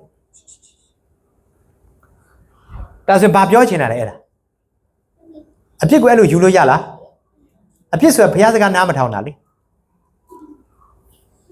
အပြစ်ကိုတန်ခတ်တာအဲ့လိုမျိုးလူများနဲ့ဖွင့်တာရှိတယ်အဲ့ဒါကြောင့်သိဖို့ဟာနော်ဒီမှာဒေါက်တာလှိစာရန်သားအဲ့တော့သူ့အပြစ်ကိုတရားသူကြီးကဖမ်းမိပြီတရားရုံးပါအဲ့မှာတရားသူကြီးကစစ်ပြီကဲဒေါက်တာလှိမင်းအပြစ်ရှိလားမရှိဘူးလားဟုတ်ကဲ့ရှိပါတယ်အေးမင်းအပြစ်ရှိရဆိုရင်တော့ဥပဒေအတိုင်းမင်းကိုစီရင်ရအမိတ်မချခင်မင်းဘာပြောစရာရှိတယ်နောက်ဆုံးအနေနဲ့ပြောအဲ့မှာဒေါက်တာလှိရလဲဘယ်ခေသူမှမဟုတ်တာလူလေပဲလေနော်ဒါဟုတ်ကဲ့တရားသူကြီးမင်းကျွန်တော်ပြောစရာတခုရှိပါတယ်ကျွန်တော်မှရှိတယ်အပြစ်ရှိတယ်မှန်ပါတယ်အဲ့ဒါကြောင့်ကျွန်တော်မှရှိတဲ့အပြစ်ကိုပဲထောင်ချပါကျွန်တော်ကိုထွက်ပေးပါအဲ့လိုလုပ်လို့ရလားအပြစ်ရှိလားမရှိဘူးလားရှိတယ်အဲ့အပြစ်ကိုပဲထောင်ချပါဆိုရလားဘယ်သူ့ကိုထောင်ချမှာအပြစ်ကိုထောင်ချမှာလားလူကိုထောင်ချမှာလူကိုထောင်ချမှာနော်အပြစ်နဲ့လူနဲ့မခွဲနဲ့နော်ဒါဆိုရင်အပြစ်ရှိသမျှသူ့အပေါ်မှာတင်နေဆိုတော့ဥပမာဒေါက်တာလှိတ်ကိုမလေးရှားကိုပြန်ပို့ချင်တယ်အဲ့မလေးရှားမှာဒေါက်တာလှိတ်အပြစ်ကိုသူမလေးရှားကိုပို့ချင်တယ်ဆိုဘယ်လိုလုပ်မလဲလူကိုယ်တိုင်သွားပေါ့နော်ဒါသူရောက်လာပြီဆိုတော့ပြဿနာလည်းရောက်လာပြီဒါမလေးရှားနေသူ့အပြစ်ကိုအမေရိကန်ကိုပြန်ပို့ချင်တယ်ဆိုရင်ဘယ်သူ့ကိုပြန်ခေါ်လူကိုပြန်ခေါ်အပြစ်ရဲ့နော်ဒီ၃မျိုးခွဲလို့မရအသက်ရှိတော့ဒီအသွေးရှိတော့ဘာရှိလဲအသက်ရှိတယ်အသက်ရှိတော့ဘာလုပ်လဲအပြစ်လုပ်တယ်ဖခင်ကဒီ၃မျိုးထဲမှာဖန်ဆင်းတာအသွေးနဲ့အသက်ကိုပဲဖန်ဆင်းတယ်အပြစ်ကိုမဖန်ဆင်းဘူးဖခင်ကလက်မခံတာဖခင်အပြစ်ရဲ့ခါသေခြင်းဒါဆိုတော့ဒီအပြစ်ကိုဘာနဲ့ဆင်းရမလဲအသွေးနဲ့ဒီအသွေးရဖို့ဘယ်မှာရမလဲအသက်ကိုတတ်ဒါဆိုတော့အပြစ်ရှင်းသေပဲအဲကြောင့်အပြစ်ရဲ့ခါသေခြင်းဒါဆိုတော့ဒီမှာတောက်တလှရဲ့အပြစ်ကိုသူ့အပေါ်မှာတင်လိုက်ပြီးစာတန်သားကိုသူ့အပြစ်ကိုဒီမှာတင်တယ်ဆိုတဲ့အဓိပ္ပာယ်ကဘာပြောချင်လဲအပြစ်ကိုတင်ရမှာလားလူကိုတင်ရမှာလားအပြစ်ကိုထောင်ချမှာလားလူကိုထောင်ချမှာအပြစ်တရားရဲ့အခါကသေခြင်းပေတည်ဆိုအပြစ်ကိုတတ်မှာလားလူကိုတတ်မှာလားလူကိုတတ်ရမှာအဲ့ဒါကြောင့်အပြစ်ရှိသမျှသူ့အပေါ်မှာတင်လိုက်ပြီငါတို့အပြစ်နော်ကြောင့်ဟာခါဆိုဇုံမနုကဆွနာအကလ်ပီတူနော်ငါတို့အပြစ်ကိုတည်သွားတဲ့သူကြည်ကြစသဖြင့်မိမောင်းထိုးပြတယ်ကဲဒါဆိုရင်တော့ဒီမှာအပြစ်ကိုယူသွားလားလူကိုယူသွားလားအဲ့ဒါဖျားအမြင်နဲ့လူအမြင်နဲ့နှစ်ပိုင်းကွဲသွားတယ်လူအမြင်နဲ့ဆိုရင်ဒါအပြစ်ငါတို့ကိုစားလက်ဝါးကတိုင်းမှာတက်သွားပြီလို့ပြောတယ်ဒါပေမဲ့ဖျားအမြင်နဲ့ကြတော့ကိုစားလားလူလားလူကိုတိုင်ကိုဖြစ်ရမယ်အာမင်ဒီမှာပလိတ်ကိုဒီမှာတင်မှပဲအပြစ်လဲရောက်လာနော်ဒီမှာဒီအားလုံးကြောက်ကချင်ပြည်နယ်မှာတင်နှံသွားပြီးတော့ကချင်အဖိုးကြီးတယောက်ကဆရာကြီးတဲ့ကျွန်တော်ကိုအလေမှာထားပြီးကျွန်တော်ခရိယန်ဖြစ်တာကြားလာပြီအခုမှပဲခုလိုလေ့လာရတာတဲ့ကျွန်တော်အလေမှာထည့်ပြီးတယ်ဆိုတော့ဒီမှာအားလုံးရှေ့ကျွန်တော်အခုဆိုရင်ဘယ်နှယောက်လဲအားလုံး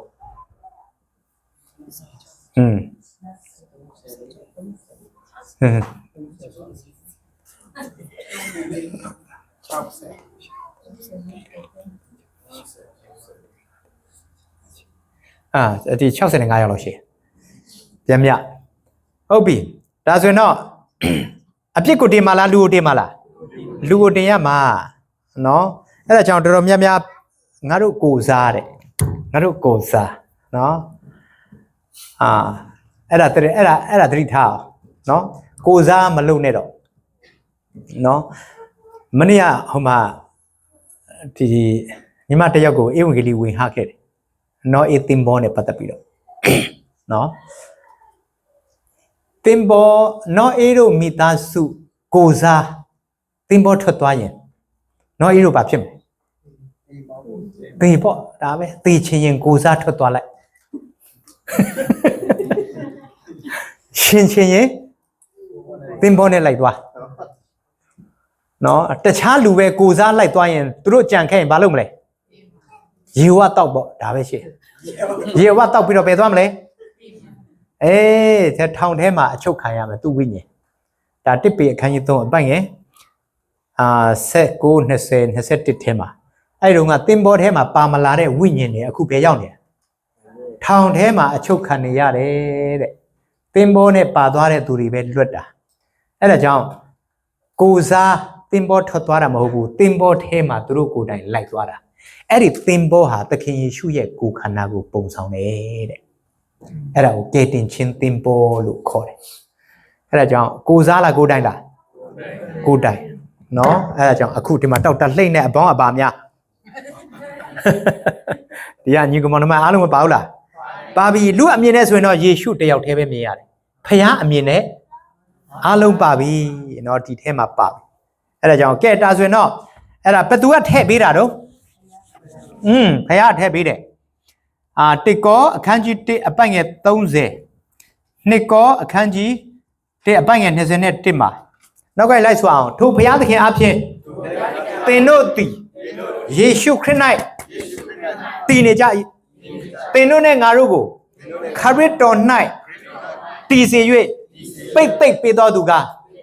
ဘုရားသခင်ဖြစ်သည်ကဲဒါဆိုရင်ကျွန်တော်တို့အားလုံးဘသူရဲ့အထဲမှာလဲယေရှုရဲ့အထဲမှာဘသူကလဲဘုရားသခင်ကခမဲတော်ကဘသူတို့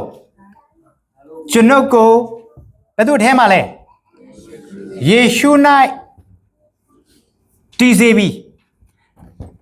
အထဲမှာတည်စေတာကိုစားမလုပ်နဲ့တော့ခမဲတော်ပြီးရင်ဘသူရှိသေးလဲသားတော်ရှိသေးတယ်ယောဟန်ခန်းကြီး7အပိုင်ငယ်32မှာတရကောင်ယောဟန်အခန်းကြီး3အပိုင်ငယ်14ပေါ့နော်ဒါနီကိုတင်ကိုတရားဟောတဲ့အခန်းခမဲတော်ပြီးရင်သားတော်ကဘယ်သူတို့ကျွန်ုပ်ကိုဘယ်မှာတော့လက်ဝါးကားတိုင်းတို့ဆွဲပြီလိုက်ဆိုအောင်ငါသည်လဲမြေကြီးနဲ့ခွာ၍မြောက်ထားခြင်းကိုခံရသောအခါလူအပေါင်းတို့ကိုငါထံသို့ငါဆွဲမိဒါသခင်ယေရှုပြောခဲ့တဲ့စကားနော်လက်ဝါးကားတိုင်းမှာမတက်ခင်ငါကိုမြေကြီးနဲ့ခွာပြီးတစ်တိုင်မှာမြောက်ထားကြလိမ့်မယ်အဲ့အချိန်ကျရင်လူအလုံးကိုငါစီကိုငါဆွဲမယ်ဒါဆိုရင်တော့ခမဲတော်ကယေရှုရဲ့အထဲမှာတည်စေပြီသားတော်ကလက်ဝါးကားတိုင်းမှာကျွန်တော်တို့ကိုဆွဲပြီဘယ်သူရှိသေးလဲတန်ရှင်တော်ဝိညာဉ်တော်ရှိသေးတယ်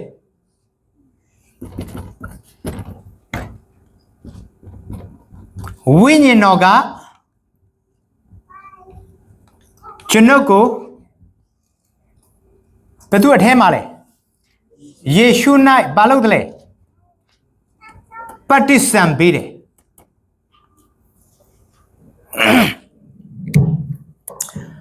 နော်လိုက်ဆိုအောင်ထိုဝိညာဉ်တော်အဖြစ်ကိုတကိုထဲသို့ပฏิစံကိုခံကြ၏နော်ဒါဆိုတော့ကိုတကိုထဲဆိုဘယ်သူရဲ့ကိုလဲယေရှုရဲ့ကိုပฏิစံဆိုပါလဲနှစ်ချင်းဘယ်သူကနှစ်တယ်လို့ပြောတယ်တန်ရှင်သောဝိညာဉ်တော်ကခမည်းတော်ကျွန်တော်တို့အားလုံးကိုယေရှုရဲ့ကိုယ်ခန္ဓာထဲမှာနှစ်ချင်းပေးတယ်ပฏิစံအတိတ်ပဲပါတော့ မြုပ်နှံခြင်းဘီဒါအာဖီတီအာယုဒါစီအိုမီဂါဘက်တီဆိုအဲ့ဘက်တီဆိုကနေ BAPTISM baptism အဲ့ဒါကိုမြန်မာလိုရေးလိုက်တော့ baptism ပေါ့ adopted word မွေးစားစကားလုံးဒါဆိုရင်ဒီ baptism ရဲ့အဓိပ္ပာယ်ဘာလို့အထဲ၌နစ်မြုပ်ခြင်းအထဲမှာတည်ရှိခြင်းဒါဆိုတော့တန်ရှင်သောဝိညာဉ်တော်ဖခင်ကခမည်းတော်ကျွန်တော်တို့အားလုံးကိုယေရှုရဲ့ကိုယ်ခန္ဓာထဲမှာနှစ်ချင်းပေးတယ် baptism ပေးတယ်ဒါဆိုရင်တော့ကျွန်တော်တို့ရှိပြီဆိုရင်တော့ကားတိုင်းပေါ်မှာတက်လို့ရပြီလားရပြီလေကျွန်တော်မပါရင်တက်လို့မရဘူးကျွန်တော်မပါဘူးဆိုရင်ယေရှုအပြစ်မှမရှိတာအပြစ်ရှိတာကျွန်တော်တို့လေဒါဆိုရင်ကားတိုင်းပေါ်မှာတက်သွားပြီဆိုကြတဲ့ဘယ်သူပါသွားလဲကျွန်တော်တို့ပါသွားပြီเนาะပြဿနာကောင်းတွေပါသွားပြီအကုသိုလ်ကောင်းတွေပါသွားပြီเนาะဆိုတော့ဒါဆိုရင်တော့ဒီထဲမှာရောက်လာပြီဆိုတော့ဘုရားသခင်ရဲ့ရှေ့မှာအပြစ်သားယဉ်ရှာစရာကောင်းတဲ့သူမုန်းစရာကောင်းတဲ့သူအကုသိုလ်ကောင်းเนาะခွေးကောင်တရိษံပြီးတော့ပါလေရောင်ရမ်းသောခွေးအေးရွေးအိတ်ချင်အားကြီးသောခွေးမခွေးကောင်ပြီးတော့စားရွေးဝမ်းမပြေနိုင်သောခွေးတီကောင်လောက်ကောင်ပိုးရွချီးကောင်နော်ပိုးရွဖတ်ချင်ရင်ဒီမှာဆာလ22အပိုင်ငယ်6မှာကြည့်ကျွန်ုပ်ဒီလူမဟုတ်ပိုးကောင်မြတာဖြစ်ပါ၏နော်ပါကောင်နေတော့အေးဖះရှိမှာပါကောင်လဲပိုးကောင်ဖះရှိမှာဝုတ်တယ်ခွေးကောင်နော်နောက်တစ်ခါလူမြတောက်တက်လှိတ်ကိုအမျိုးမျိုးမင်းကပါလဲပါညာပြောလိုက်လေရန်စလာရင်မျက်နှာတက်တက်ကြည့်ပြီးပြောလိုက်အေးမင်းကသေချာကြည့်မှတ်ထားငါခွေးကောင်ဒါဆိုရင်တော့ဟိုကောင်အကိုက်မခံချင်ရင်သွားပေါ့ဒါဥပမာပြောရအောင်နော်ကဲဘုရားသခင်ရှိမှာတီကောင်ခွေးကောင်တပုံအလကားကောင်နော်လူဆိုးလူမိုက်ပြဿနာကောင်ဒါဆိုရင်တော့ဘာမှရစရာမရှိဘူးလေနော်ဘုရားကိုဒေါသထွက်စေတဲ့သူအဲ့ဒါကြောင့်ညှင်းဆဲနှိပ်စက်အဲ့မှာဒီမှာဒေါက်တာလှိတ်ကိုတွေ့တာနဲ့သခင်ယေရှုရဲ့ကိုယ်ထဲမှာဒေါက်တာလှိတ်ကိုတွေ့တာနဲ့ဖွီနော်အဲ့လိုပဲဆွဲပြီအဲ့တော့ဆရာလိမ့်ပိုင်းကိုယေရှုရဲ့အထဲမှာတွေ့တာနဲ့သခင်ယေရှုကိုပါပိတ်ရိုက်တာနော်ဒါဆိုတော့ဒီကညီကောင်မောင်နှမတွေကျွန်တော်အားလုံးအပြစ်မများဘူးလားအပြစ်များတော့ကျွန်တော်ပြဿနာကောင်းတယ်ကျွန်တော်အားလုံးကိုယေရှုရဲ့အထဲမှာထည့်ပြီးတော့ညှင်းဆဲနှိပ်စက်ပါရိုက်ခေါင်းကိုကျူလုံးနဲ့ရိုက်မာကုအခန်းကြီး14အပိုင်ငယ်65မှာဖတ်ကြည့်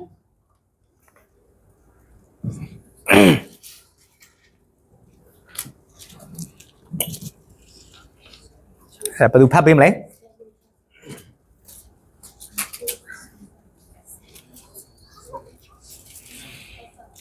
ကိုယ်ကအချို့တို့ဒီကိုရောကိုတွေးနေတွေးကြ၏မျက်နာတော်ကိုပုံပြီးနေလက်သီးနဲ့ထိုးလျက်ပရောဖက်ပြု၍ဟောတော်မူပါမှုဆိုကြ၏မိလူတွေတို့ဒီလည်းပါတော်ကိုလက်နဲ့ပုတ်ကြ၏မှဆိုတော့ပါးကိုရိုက်တာနော်ပါးရိုက်တယ်ကောင်းကိုကျူလုံးနဲ့ရိုက်တယ်ဘာမှရစရာမရှိအောင်နှိပ်စက်တာညှင်းဆဲတာဆာလ22မှာနော်အပိုင်ငယ်ဆက်30လောက်ကနေဆက်4ကိုကြည့်အဲ့ဒါဖတ်ရအောင်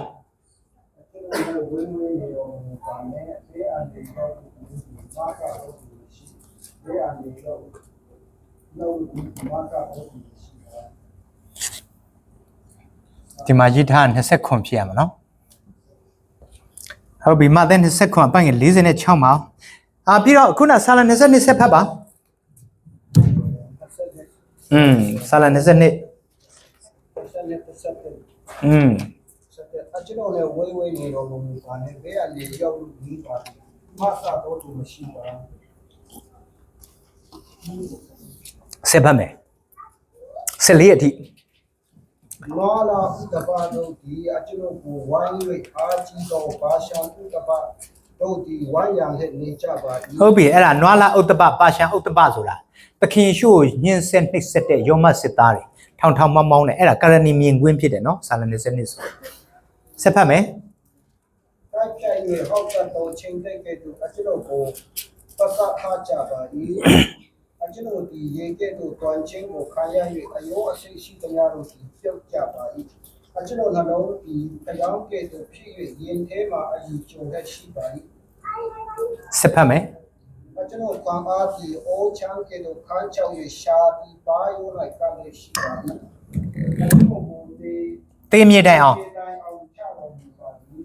ဝေတို့ဒီအကျွန်ုပ်ကိုဝိုင်းတဲ့ဝေတို့ဒီကျွန်ုပ်ဒီဝိုင်းရတဲ့နေ၍အကျွန်ုပ်ဤခြေတဲ့တို့ကိုသောပေါက်ကြပါပြီ ဟုတ်ပြီလက်ဝါးကတိုင်းမှာချိတ်ပြီးတော့လက်ဝါးဖောက်ခြေဖောက်တံမိုးနဲ့ရိုက်တဲ့ဟာတွေအားလုံးအဲ့ဒါသခင်ယေရှုအသေးမခံခြင်းနှစ်ပေါင်း1000အကွာမှာဂျိုတင်ပြီးတော့ရေးထားတာနော်ဒါပါတာတရားအရာချင်းကောရမမြတ်စွာဘုရားတော်မှာပွင့်သေးဘူးအဲ့ဒီကျမ်းစာရေးတဲ့အချိန်နဲ့ကောရမစာပွင့်တဲ့အချိန်နဲ့နှစ်ပေါင်း900လောက်กว่าတယ်နော်အဲ့ဒါတချို့အဲ့ဒါနားမလဲတဲ့ခါမှာခင်ဗျားတို့ဘုရားဂျူနီယာကြတယ်ငါတို့ဘုရားစီနီယာကြတယ်ပြောနေဟိုမှာလူမြကဘာဥကရေကရှိပြီးသားဟာနော်အဲကြောင့်ကျွန်တော်ကိုသေမြေတိုင်အောင်ချတော်မူပါပြီတဲ့ကိုအယိုးရှိသမျှကိုရေတွက်နိုင်ပါ၏ဆိုတာရစရာမရှိအောင်ကြောကိုစုပ်ပြတ်တတ်နေအောင်အသားတွေဖွာထွက်လာအောင်နော်ကင်းမီကောက်တွေပါတဲ့စူးတွေနဲ့ရိုက်ပြီးတော့ရိုက်ဆွဲတော့အသားတွေဖွာပြီးအရေပြားတွေလန်တယ်လေအယိုးတွေအပြင်ကနေတွေ့ရတယ်အဲ့ဒါကြောင့်ကိုအယိုးရှိသမျှကိုရေတွက်နိုင်ပါ၏ကိုလုံးဆာလန်ဆရာကိုဘုရားပြတော့အဲ့ဒါကိုကြိုပြီးတော့မြင်တယ်နော်ပြီးတော့မာသဲ29:46မှာအောက်ချက်ဒီချိန်၌ယေရှုကအင်းလီငါမရှာဘုရားပန်ဒီကိုကြီးတော်တန်နဲ့ကျင်းတော်တော်မူ၏အနက်ကကျွန်ုပ်ဖျားဘဲကြောင့်ကျွန်ုပ်ကိုဆုတ်တော်မူသည်ဘုရားသခင်ကယေရှုကိုဘာလုပ်ပြီလဲစွန့်ပစ်ပြီနော်အဖြစ်သားတရားခံအကုသိုလ်ကောင်းနော်ပြဿနာကောင်းလူသားတွေအားလုံးကယေရှုရဲ့အထဲမှာရှိတယ်အဲ့တော့ဘုရားသခင်ကသခင်ရှုကိုစွန့်ပြီယောဟန်ခန်း19အပိုင်ငယ်30ထဲမှာ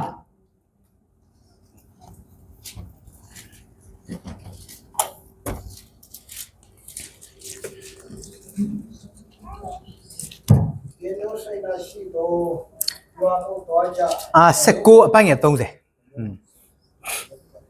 ဒီသူဒီဒိုးမဟုတ်လေကျွန်တော်တို့ဒီကိုရိုနာအပ်ပါဆောင်တာ19:30ယေရှုဒီဘုံဒီကိုပါပြီးမှအဖို့ဒီကိုဝေတော်မူလဲဘာသာတော်အိုက်ဆိုင်ရဲ့ဝေအသက်တော်ကိုဆောင်ဟုတ်ပြီဘာပြောခဲ့လဲနောက်ဆုံးအမှုပြီးပြီနော်တိုင်းလကတာအိဟောပါနေဘာသာနာနေပြန်ဦးအမှုပြီးပြီ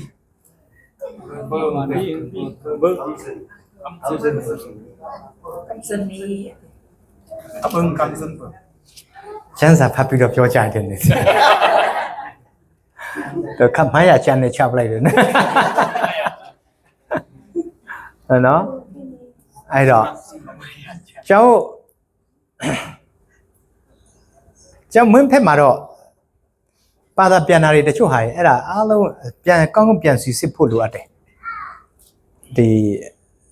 ချိုးဒီလွဲနေတာတွေအတိတ်ပဲတွေအများကြီးရှိတော့ကောင်းကောင်း edit ပြန်လုပ်ဖို့လိုအပ်တယ်အကြောင်းကြီးတော့လေ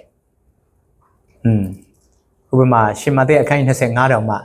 ပညာရှိ9ယောက်နဲ့ပညာမဲ့9ယောက်เนาะအဲ့ဒါကိုကလုံလန်ကြံဟုံမင်ခါเนาะကလုံလန်ကြံဟုံမင်ခါဆိုเนาะအဲ့လိုပါတာပြန်ထားတော့เนาะဒီတက်ရိုက်ပြောရမယ်ဆိုတော့ပညာမဲ့9ယောက်ကနေပညာမဲ့9ယောက်ကိုပြောလိုက်တယ်အကုန်လုံးပညာမဲ့10ယောက်ဖြစ်ကုန်အောင်နော်အဲ့ဒါတွေပြင်စရာအများကြီးရှိတာပေါ့နော်ဘာသာပြန်တဲ့နေရာတွေမှာတစ်ခုနဲ့တစ်ခုကွာတယ်လေပြီးတော့ကာလန်တေတန်အရာတေတန်တရလူမျိုးတွေရဲ့နားလည်နိုင်တဲ့အသုံးအနှုန်းတွေနဲ့ပစ္စည်းရတွေကိုလည်းယူပြီးတော့ဘာသာပြန်ရတာဟုတ်နော်ဥပမာဒီနေရာမှာဟာခါကျန်းစာဆိုရင်တော့ anunna athai alim နော်အကောင်တွေကိုတတ်လိုက်တဲ့ခါမှာအသက်ထပ်သွားတော့အသားတွေကစက်ပြီးတော့တုံပြီးတော့ကြံခဲ့တယ်အဲ့ဒါကိုပဲအသားပေးပြီးတော့ပေါ်ပြတယ်ကချင်ကျမ်းစာမှာဆိုရင်တော့အမှုငွတ်ဆိုင်ဟောအားလုံးပြီးသွားပြီဒါအဲ့လိုဘာသာပြန်ပေးထားတယ်တိတိမကျမ်းစာအဇုသားရေးနော်အားလုံးပြီးသွားပြီစိတ်ဝင်စားစရာကောင်းတယ်တစ်ခုနှစ်ခုဘာသာပြန်နော်ဆိုတော့အမှုပြီးပြီ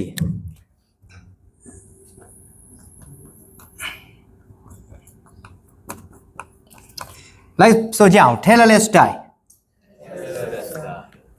tellerless style ဒါသူတို့အမှုပြီးပြီတရားရုံးမှာသူတို့အတိတ်ပဲ၃မျိုးရှိတယ်အဲ tellerless style ဆိုတဲ့စကားလုံးမှာစစ်ရေးမှာသုံးတယ်တရားရေးမှာသုံးတယ်စီးပွားရေးမှာသုံးတယ်သုံးနေရမှာစစ်ရေးမှာသုံးတယ်ဆိုတာစစ်ပရင်ကရန်သူရှိသမျှအားလုံးကိုသွားပြီးတော့တိုက်ခိုက်ဖျက်ဆီးပြီးတော့နောက်ကနေနောက်တန်းကိုပြန်လာတဲ့အခါမှာကင်းဆောင်နေတဲ့သူတွေရှိတယ်ကင်းသမားတွေသူတို့စီမှာအကြောင်းကြားတယ် terrorist style အားလုံးပြီးသွားပြီငါတို့နှိမ်ခဲ့ပြီအဲ့နေရာမျိုးမှာတုံးတဲ့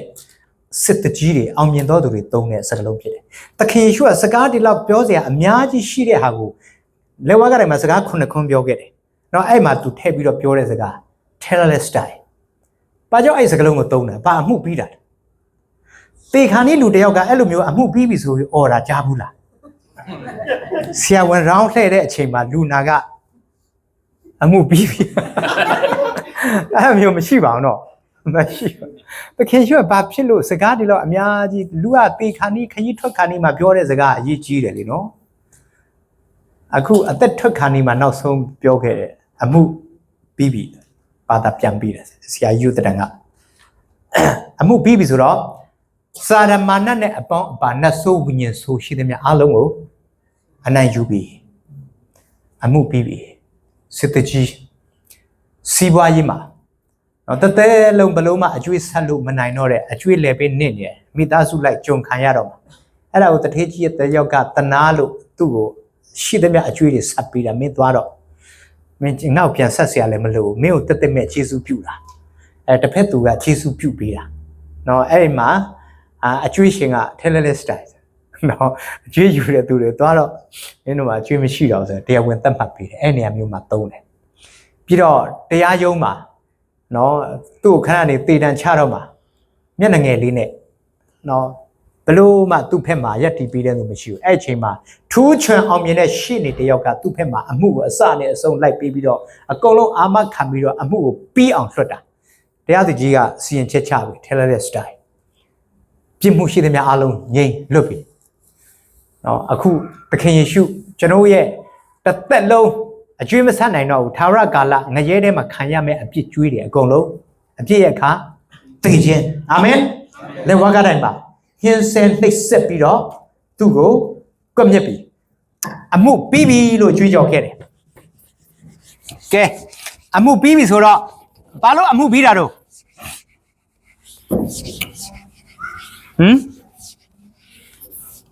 ဘာလို့အမှုပြီးတာဖြစ်မလဲ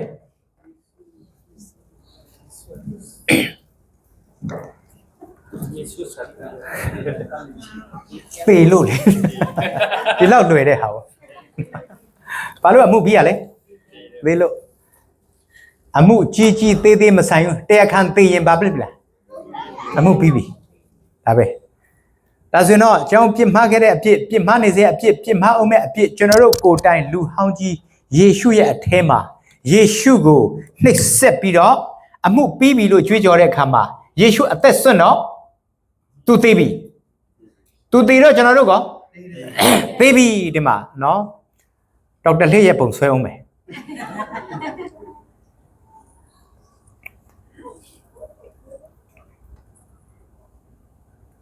ပြုံပြုံလေးနေနော်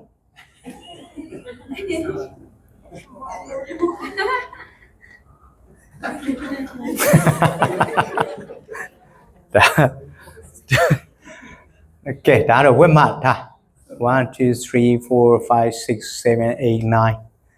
ပိုက်ကြီးနေတာအဲ့ဒါဆွဲကြိုးမဟုတ်နော်ပိုက်ကြီးနေတဲ့ဝက်မကိုအထဲကဝက်ကလေးတွေကိုတစ်ကောင်ပြီးတစ်ကောင်တ တားနဲ့ထိုးတက်เสียမလို့ဘူးဝက်မကိုတက်လိုက်ဝက်မတည်ရင်အထက်ကအကောင်တွေလည်းအကောင်လုံးတည်ပြီတစ်ချက်ခုတ်10ချက်ပြတ်ဝက်မရဲ့အသက်နဲ့ထည့်ပေါင်းဒါဆိုတော့ဝက်မတည်တော့အကောင်လုံးတည်ပြီအခုလည်းကျွန်တော်အပြည့်ရဲ့အခါတည်ချင်းတယောက်ပိတယောက်လိုက်တက်เสียမလို့ဘူးယေရှုရဲ့အထဲမှာထည့်ပြီးတော့အပြည့်ရဲ့အခါတည်ချင်းကားတိုင်းမှာသခင်ရှုလူတက်လို့တည်တာမဟုတ်ဘဲနဲ့သူ့ကိုယ်သူအသက်ဆွန့်တာနော်အသက်ဆွန့်တာအမှုပြီးပြီကိုတော့လက်တို့ကျွန်တော်ဝိညာဉ်ကိုအပ်ပါ၏နော်တချို့အဲ့ဒါနားမလဲတဲ့ခါမှာလှန်နဲ့ထိုးသက်ခံရတာတဲ့စိတ်မကောင်းပါဘူးတဲ့သူ့ကိုယ်သူတော့မကာကွယ်နိုင်ငါတို့ဘယ်လိုကာကွယ်မှာလဲနော်တို့ဝိညာဉ်မျက်စိအကန်းနဲ့ကြည့်ပြီးတော့သုံးသပ်တာဟုတ်ကဲဒါဆိုရင်တော့ယေရှုတည်တော့ကျွန်တော်တို့ကအထဲမှာတည်ပြီနော်ယောမအခန်းကြီး6အပိုက်ငယ်6မှာလိုက်ဆိုအောင်ထိုးမှတပါငါတို့၏လူဟောင်းသည်ထိုသခင်နဲ့အတူလက်ဝါးကားတိုင်းမှာအသေးသက်ခြင်းကိုခံရပြီဟုငါတို့သိကြ၏နော်လူဟောင်းဆိုတာဘယ်သူပြောရလို့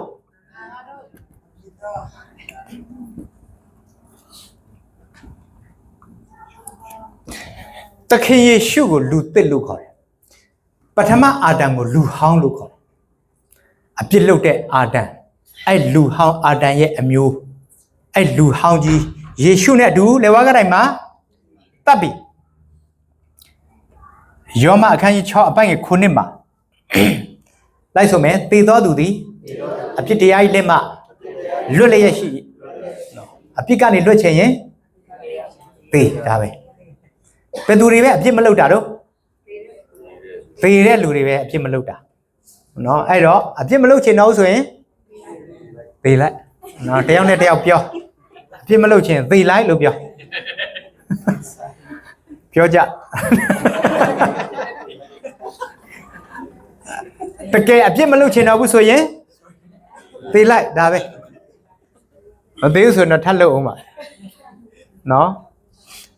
အပြစ်မလုပ်ချင်ရင်သေသူအပြစ်မှလွတ်တယ်ပြီးတော့ယောမအခန်းကြီး6အပိုက်ငယ်3မှာ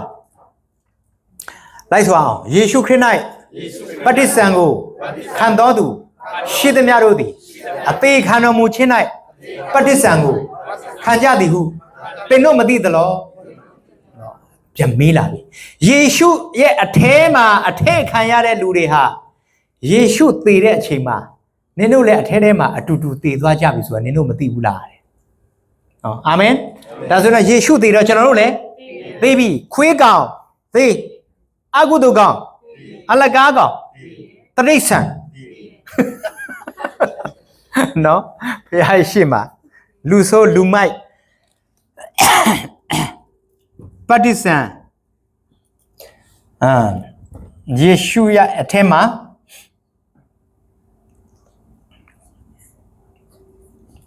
အတူသေးပြီပြီးတော့ဂလာတိအခန်းကြီး2အပိုက်ငယ်20မှာလိုက်ဆိုငါသည်ခရစ်တော်နဲ့အတူလက်ဝါးကတိုင်းမှာအသေးခံပြီ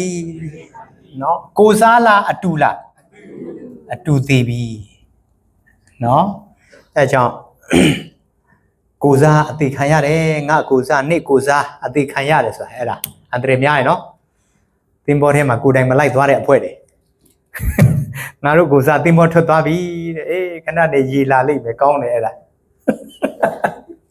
ရေအောကတောက်ကြပေါ့ဒါဆိုရင်ရေကူးပြီးကြံခဲ့ခြင်းသလားသင်္ဘောနဲ့ပဲလိုက်ခြင်းလားသင်္ဘောနဲ့လိုက်ခြင်းလေသင်္ဘောနဲ့လိုက်မှာအသက်ရှင်ပါလေနော်အခုလေငါကိုစားအသေးခံနေဆိုပြီးတော့သခင်ရှုပဲတနာပြီးတော့ကိုကကြံခဲ့တယ်ကိုပါသွားတယ်ဆိုတာမသိဘူးအဲ့လိုခရိယန်တွေအများကြီးအဲ့ဒါကိုနာမေခံခရိယန်လို့ခေါ်တယ်နော်အမိခံခရိယန်လို့ခေါ်တယ်အခုကကိုစားလားကိုတိုင်းလားကိုတိုင်းနော်အတူသေးပြီ with Christ နော် with ဆိုတဲ့စကားလုံးလေးကိုအမြဲတမ်းမှတ်ထားအတူသေးပြီအတူသေးပြီဆိုတော့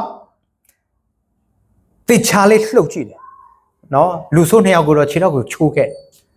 ဒါပေမဲ့ကျမ်းစာကသိုးတငယ်ရဲ့ပတ်တခါသိုးတငယ်ရဲ့အယိုးကိုမချိုးရဘူးလို့ ကြိုတင်ပြီးတော့ prophet ပြုချက်ရှိတဲ့အတွက်ကြောင့်သခင်ယေရှုရဲ့ခြေထောက်ကိုအယိုးကိုမချိုးလိုက်အောင်ယောမစစ်သားတွေကစံစာတီးလို့မဟုတ်ဘူးသူတို့ကတော့ဒီတိုင်းပဲမပြေးနိုင်တော့ဘာလို့ဆိုတော့လှန်နဲ့ထိုးတယ်နော်လှန်နဲ့ထိုးတော့ဘာနဲ့ထွက်လာလဲအသွေးနဲ့ရေနဲ့ထွက်လာတယ်အပြင်ပိုင်းတန်ရှင်းလာယေရှုအတွင်းပိုင်းရောတန်ရှင်းလာကျွန်တော်တို့ကမတန်ရှင်းဘူးအပြင်ပိုင်းမတန်ရှင်းတဲ့ကျွန်တော်အပြစ်တွေအကုန်လုံးတန်ရပလဘွားနဲ့အကုန်လုံးနှိပ်စက်ခံရတယ်ကျွန်တော်တို့ရဲ့အတွင်းပိုင်းစိတ်ပုတ်စိတ်ရှုပ်တွေစာရိတ္တတွေအားလုံးအတွက်နှလုံးသားကိုလှန်တဲ့ထိုးအတွင်းရောအပြင်ရောရစ်ကောင်တန်ရှင်းရမယ်လို့ကျမ်းစာပြောတဲ့အတွက်ကြောင့်ကျွန်တော်ရဲ့အတွင်းတန်ရှင်းခြင်းအပြင်တန်ရှင်းခြင်းအကုန်လုံးယေရှုစီမှာအားလုံးပြည့်စုံဟာလေလုယာနော်အဲ့ဒါကြောင့်သိဖို့လိုအပ်ပါတယ်ဒါဆိုရင်တော့အတူသေးပြီဆိုတော့အမှုပြီးပြီပေးချပြီသေးပြီဆိုရင်တော့ဘာလုပ်ရမလို့ပြောလဲအဲ့ဒီနေ့မှာချက်ချင်းမြုပ်နော်အလောင်းကောင်ကိုမထားနဲ့ချက်ချင်းမြုပ်တဲ့အထီတော့တင်အောင်နော်မမြုပ်ပဲနဲ့ဒီတိုင်းကောက်လောက်ကလန့်နဲ့ထမင်းမစားမချင်းကားတိုင်းမှာဆိုမကောင်းအဲ့ဒါအကြောင်း2012တုန်းက2017တုန်းကမလေးရှားမှာအဲ့ဒါဟိုဖက်မှာစတာပါဖက်မှာသွားပြီးတော့တင်နန်းသွားလို့အဲ့ဒါလက်ဝါးကတိုင်းအကြောင်းသိရင်သိနေကားတိုင်းမှာပဲသူတို့ဆွဲထားခဲ့တာနောက်အပတ်ပြန်သိမယ်ပေါ့ဒီကြားထဲမှာကျွန်တော်အော်ပရာစီပါသွားပါနောက်မှပဲဟိုကစတုထနိဗ္ဗာန်ကနေပြန်လာပြီးမှပဲဆရာကြီးတဲ့ကျွန်တော်မှပွဲတော်စားရင်လဲကားတိုင်းမှာပဲဆူတောင်းရင်လဲကားတိုင်းမှာငါတို့တွေပုတ်ကုန်ပြီအဲကြောင့်တစ်တိုင်မှာညလုံးမထားရဘူးအဲ့ဒီနေ့မှာချက်ချင်းမြုပ်ရမယ်နော်ကြိမ်ချင်းခံရတဲ့သူဖြစ်တယ်နော်ကဲသခင်ရှုကိုကားတိုင်းကနေခွာပြီးတော့မြုပ်နှံပြီးမြုပ်နှံတဲ့အချိန်မှာကျွန်တော်ဘယ်မှာတော့အထဲမှာနော်ကျွန်တော်သူ့ရဲ့အထဲမှာဒီနေရာမှာမျိုးဆက်ကျိန်စာအကြောင်းနဲ့ပြောမယ်မျိုးဆက်ကျိန်စာရှိလားမရှိဘူးလားရှိတယ်ဒါဆိုရင်အဲ့မျိုးဆက်ကျိန်စာကိုဘယ်လိုဖြတ်မလဲကျွန်တော်တချို့အဲ့ဒါတွေမရှင်းလင်းတဲ့အခါမှာနင်တို့အထဲမှာမျိုးဆက်ကျိန်စာရှိသေးတယ်တဲ့နော်နင်တို့အိမ်ထဲမှာတခုခုကျိန်စာထိတဲ့ဟာရှိတယ်တဲ့ဗီဒီယိုတွေလိုက်ဖောက်ကလေးကစားတဲ့အယုတ်တွေကိုမီးရှို့ဓာတ်နဲ့ထိုးအဲ့ဒါရှောက်ပြောရကျမ်းလို့ခေါ်တယ်။ဘာကျမ်းလဲ။ရှောက်ပြောရကျမ်းဖတ်ပြီးတော့ရှောက်လို့ရကျမ်းတွေလုပ်ကုန်။ကျိန်စာအဲ့လိုဖြေလို့ရလား။မရဘူးနော်နင်တို့အထဲမှာခိုက်တဲ့ဟာရှိတယ်တဲ့။နင်တို့ဒီအိမ်ကိုမပြောင်းလာခင်တုန်းကအိမ်အောက်မှာလူများဖြူစားခြင်းလက်ဆောင်မြုပ်ထားတာရှိတယ်တဲ့။အဲ့ဒါကြောင့်နင်တို့အိမ်အောက်မှာကျမ်းစာအုပ်ကိုမြုပ်ပြီးဖြေရမယ်တဲ့။အဲ့ဒါကျောင်းရှေ့မှာတွေ့ခဲ့တဲ့အရာဖြစ်တယ်ရှမ်းပြည်မှာနေတော့ကအဲ့လို prophet လို့ပါလို့အကြောင်းလေးနော်ဆိုတော့ဒါဆိုရင်မျိုးဆက်ကျိန်စာမကူးစေခြင်းလို့ဆိုရင်ဘာလုပ်မလဲဘာကြောင့်မျိုးဆက်ကျိန်စာဖြစ်တာမျိုးဆက်လို့လေမျိုးဆက်လာတော့ကျိန်စာလဲမျိုးနဲ့လိုက်ပြီးတော့မျိုးဆက်ကျိန်စာလိုက်လာမျိုးဆက်ကျိန်စာမဆက်စေချင်ဆိုရင်ဘာလုပ်ဆက်ရတပ်လိုက်တယ်မျိုးဖြုတ်လိုက်မျိုးဖြုတ်လိုက်ရင်မျိုးဆက်ကျိန်စာလိုက်လာเสียရှိလားမရှိဘူးအဲ့ဒါကြောင့်အကုသို့နော်အပြစ်သားမျိုးဆက်ကျိန်စာထိထားတဲ့ကျွန်တော်တို့ယေရှုကားတိုင်းမှာအသေးခံတော့ကျွန်တော်တို့လည်းအားလုံးအတူပါသွားပြီဖြစ်တဲ့အတွက်ကြောင့်မျိုးဆက်ကျိန်စာလက်ဝါးကားတိုင်းမှာအားလုံးအဆုံးသတ်တယ်နော်ဘုရားမှာပုံကြည့်ပါစေအဲ့ဒါတမန်တရားအတိုင်းတမန်တရားကိုနင်တို့သိတဲ့အခါမှာထိုတမန်တရားနင်တို့လွှတ်လိုက်မယ်လို့ပြောတယ်ဟိုကအိမ်မက်ကတစ်မျိုးဟိုတယောက်ကတစ်မျိုးဒီတယောက်ကတစ်မျိုးအဲ့ရှောက်ပြောတာတွေရှောက်မယုံနဲ့ကျမ်းစာမှာပြောတဲ့စကားကိုပဲယုံဘုရားစကားနဲ့လူစကားနဲ့ဘာမှမဆိုင်နော်ဘုရားစကားနဲ့လူစကားနဲ့ဘာဘယ်လိုကွာလဲဟုတ်တယ်မိုးနဲ့မြည်တယ်အဲကျမ်းချက်နဲ့ညှင့်လေးရတယ်ဟေရှာ53အပတ်ငယ်8လေးကိုမှာအဲဟေရှာ55ပြောတာပြီးရင်ကောအိမ်မက်ကိုမြင်တဲ့သူတွေကအိမ်မက်အကြောင်းဟောပြောပလိစေတဲ့ငါစကားကိုကြားရတဲ့သူတွေကငါစကားအတိုင်းဟောပြောပလိစေတဲ့လိုက်ဆိုမယ်စပားသည်အဖြစ်နဲ့အပေတို့ဆိုင်မနေ နော်ကြောင်တာတွေရောင်တာတွေအိမ်မက်တွေအဲ့ဒါတွေအားလုံးဘာနဲ့နှိုင်းထားလဲအပြင်းဆိုဝက်တော်မစားဘူးနော်ယေရမိအခန်းကြီး23အပတ်ငယ်28ကိုဖတ်မယ်ကျောင်းကအဆန်စားမလားအပြင်းစားမလားဆန်စားမယ်ဒါပဲအာမင်အပြင်းမစားနဲ့အဲ့လိုတွေပြောရင်တချို့ငါတို့ prophet တွေကိုမတိုက်ခိုက်နဲ့တယ်အမျိုးမျိုး ဒီကိစ္စစကားကိုပြောပြီးစင်ကဒီဘုကပတ်ကိုခါရတော့ဒီဘုကပတ်ကိုခလာခါကိုပူဇော်ဟန်အောင်ရတော့ပြောပြီးအရှင်ဒီစပါနဲ့အဘေတော့စံတလေးတာဝဖျားလိုက်တော်မူ ဒါပဲနော်အိမ်မက်ကိုမြင်တဲ့သူကအိမ်မက်အကြောင်းဟောပါစေတဲ့နော်စပားနဲ့အပြင်းနဲ့ဘာမှမဆိုင်တဲ့ငါရဲ့နှုတ်ကပတ်တော်ဟာစပားဖြစ်တယ်အပြင်းမဟုတ်ကျွန်တော်တို့ကစပားပဲဆံမဲ့ကျွေးထမင်းကောင်းကောင်းကျွေးနော်ဖွဲတွေရှောက်မကျွေးနဲ့ဝက်လည်းမဟုတ်အဲကြောင့်ကျွန်တော်ကဖွဲစကွဲစားမလားဆန်စားမလားဆန်စားမယ်အဲ့ဒါအကောင်းဆုံးပဲနှုတ်ကပတ်တော်ကဆန်ပဲအကောင်းဆုံးရိုးတွင်းခြင်းစီအထိထုတ်ချင်းခွန်းတတ်တဲ့အာဟာရနဲ့ပြည့်တဲ့ဆန်ဖျားကျွေးတဲ့မုတ်အာမင်ကဲဂလာတိ3:73ကိုဖတ်မယ်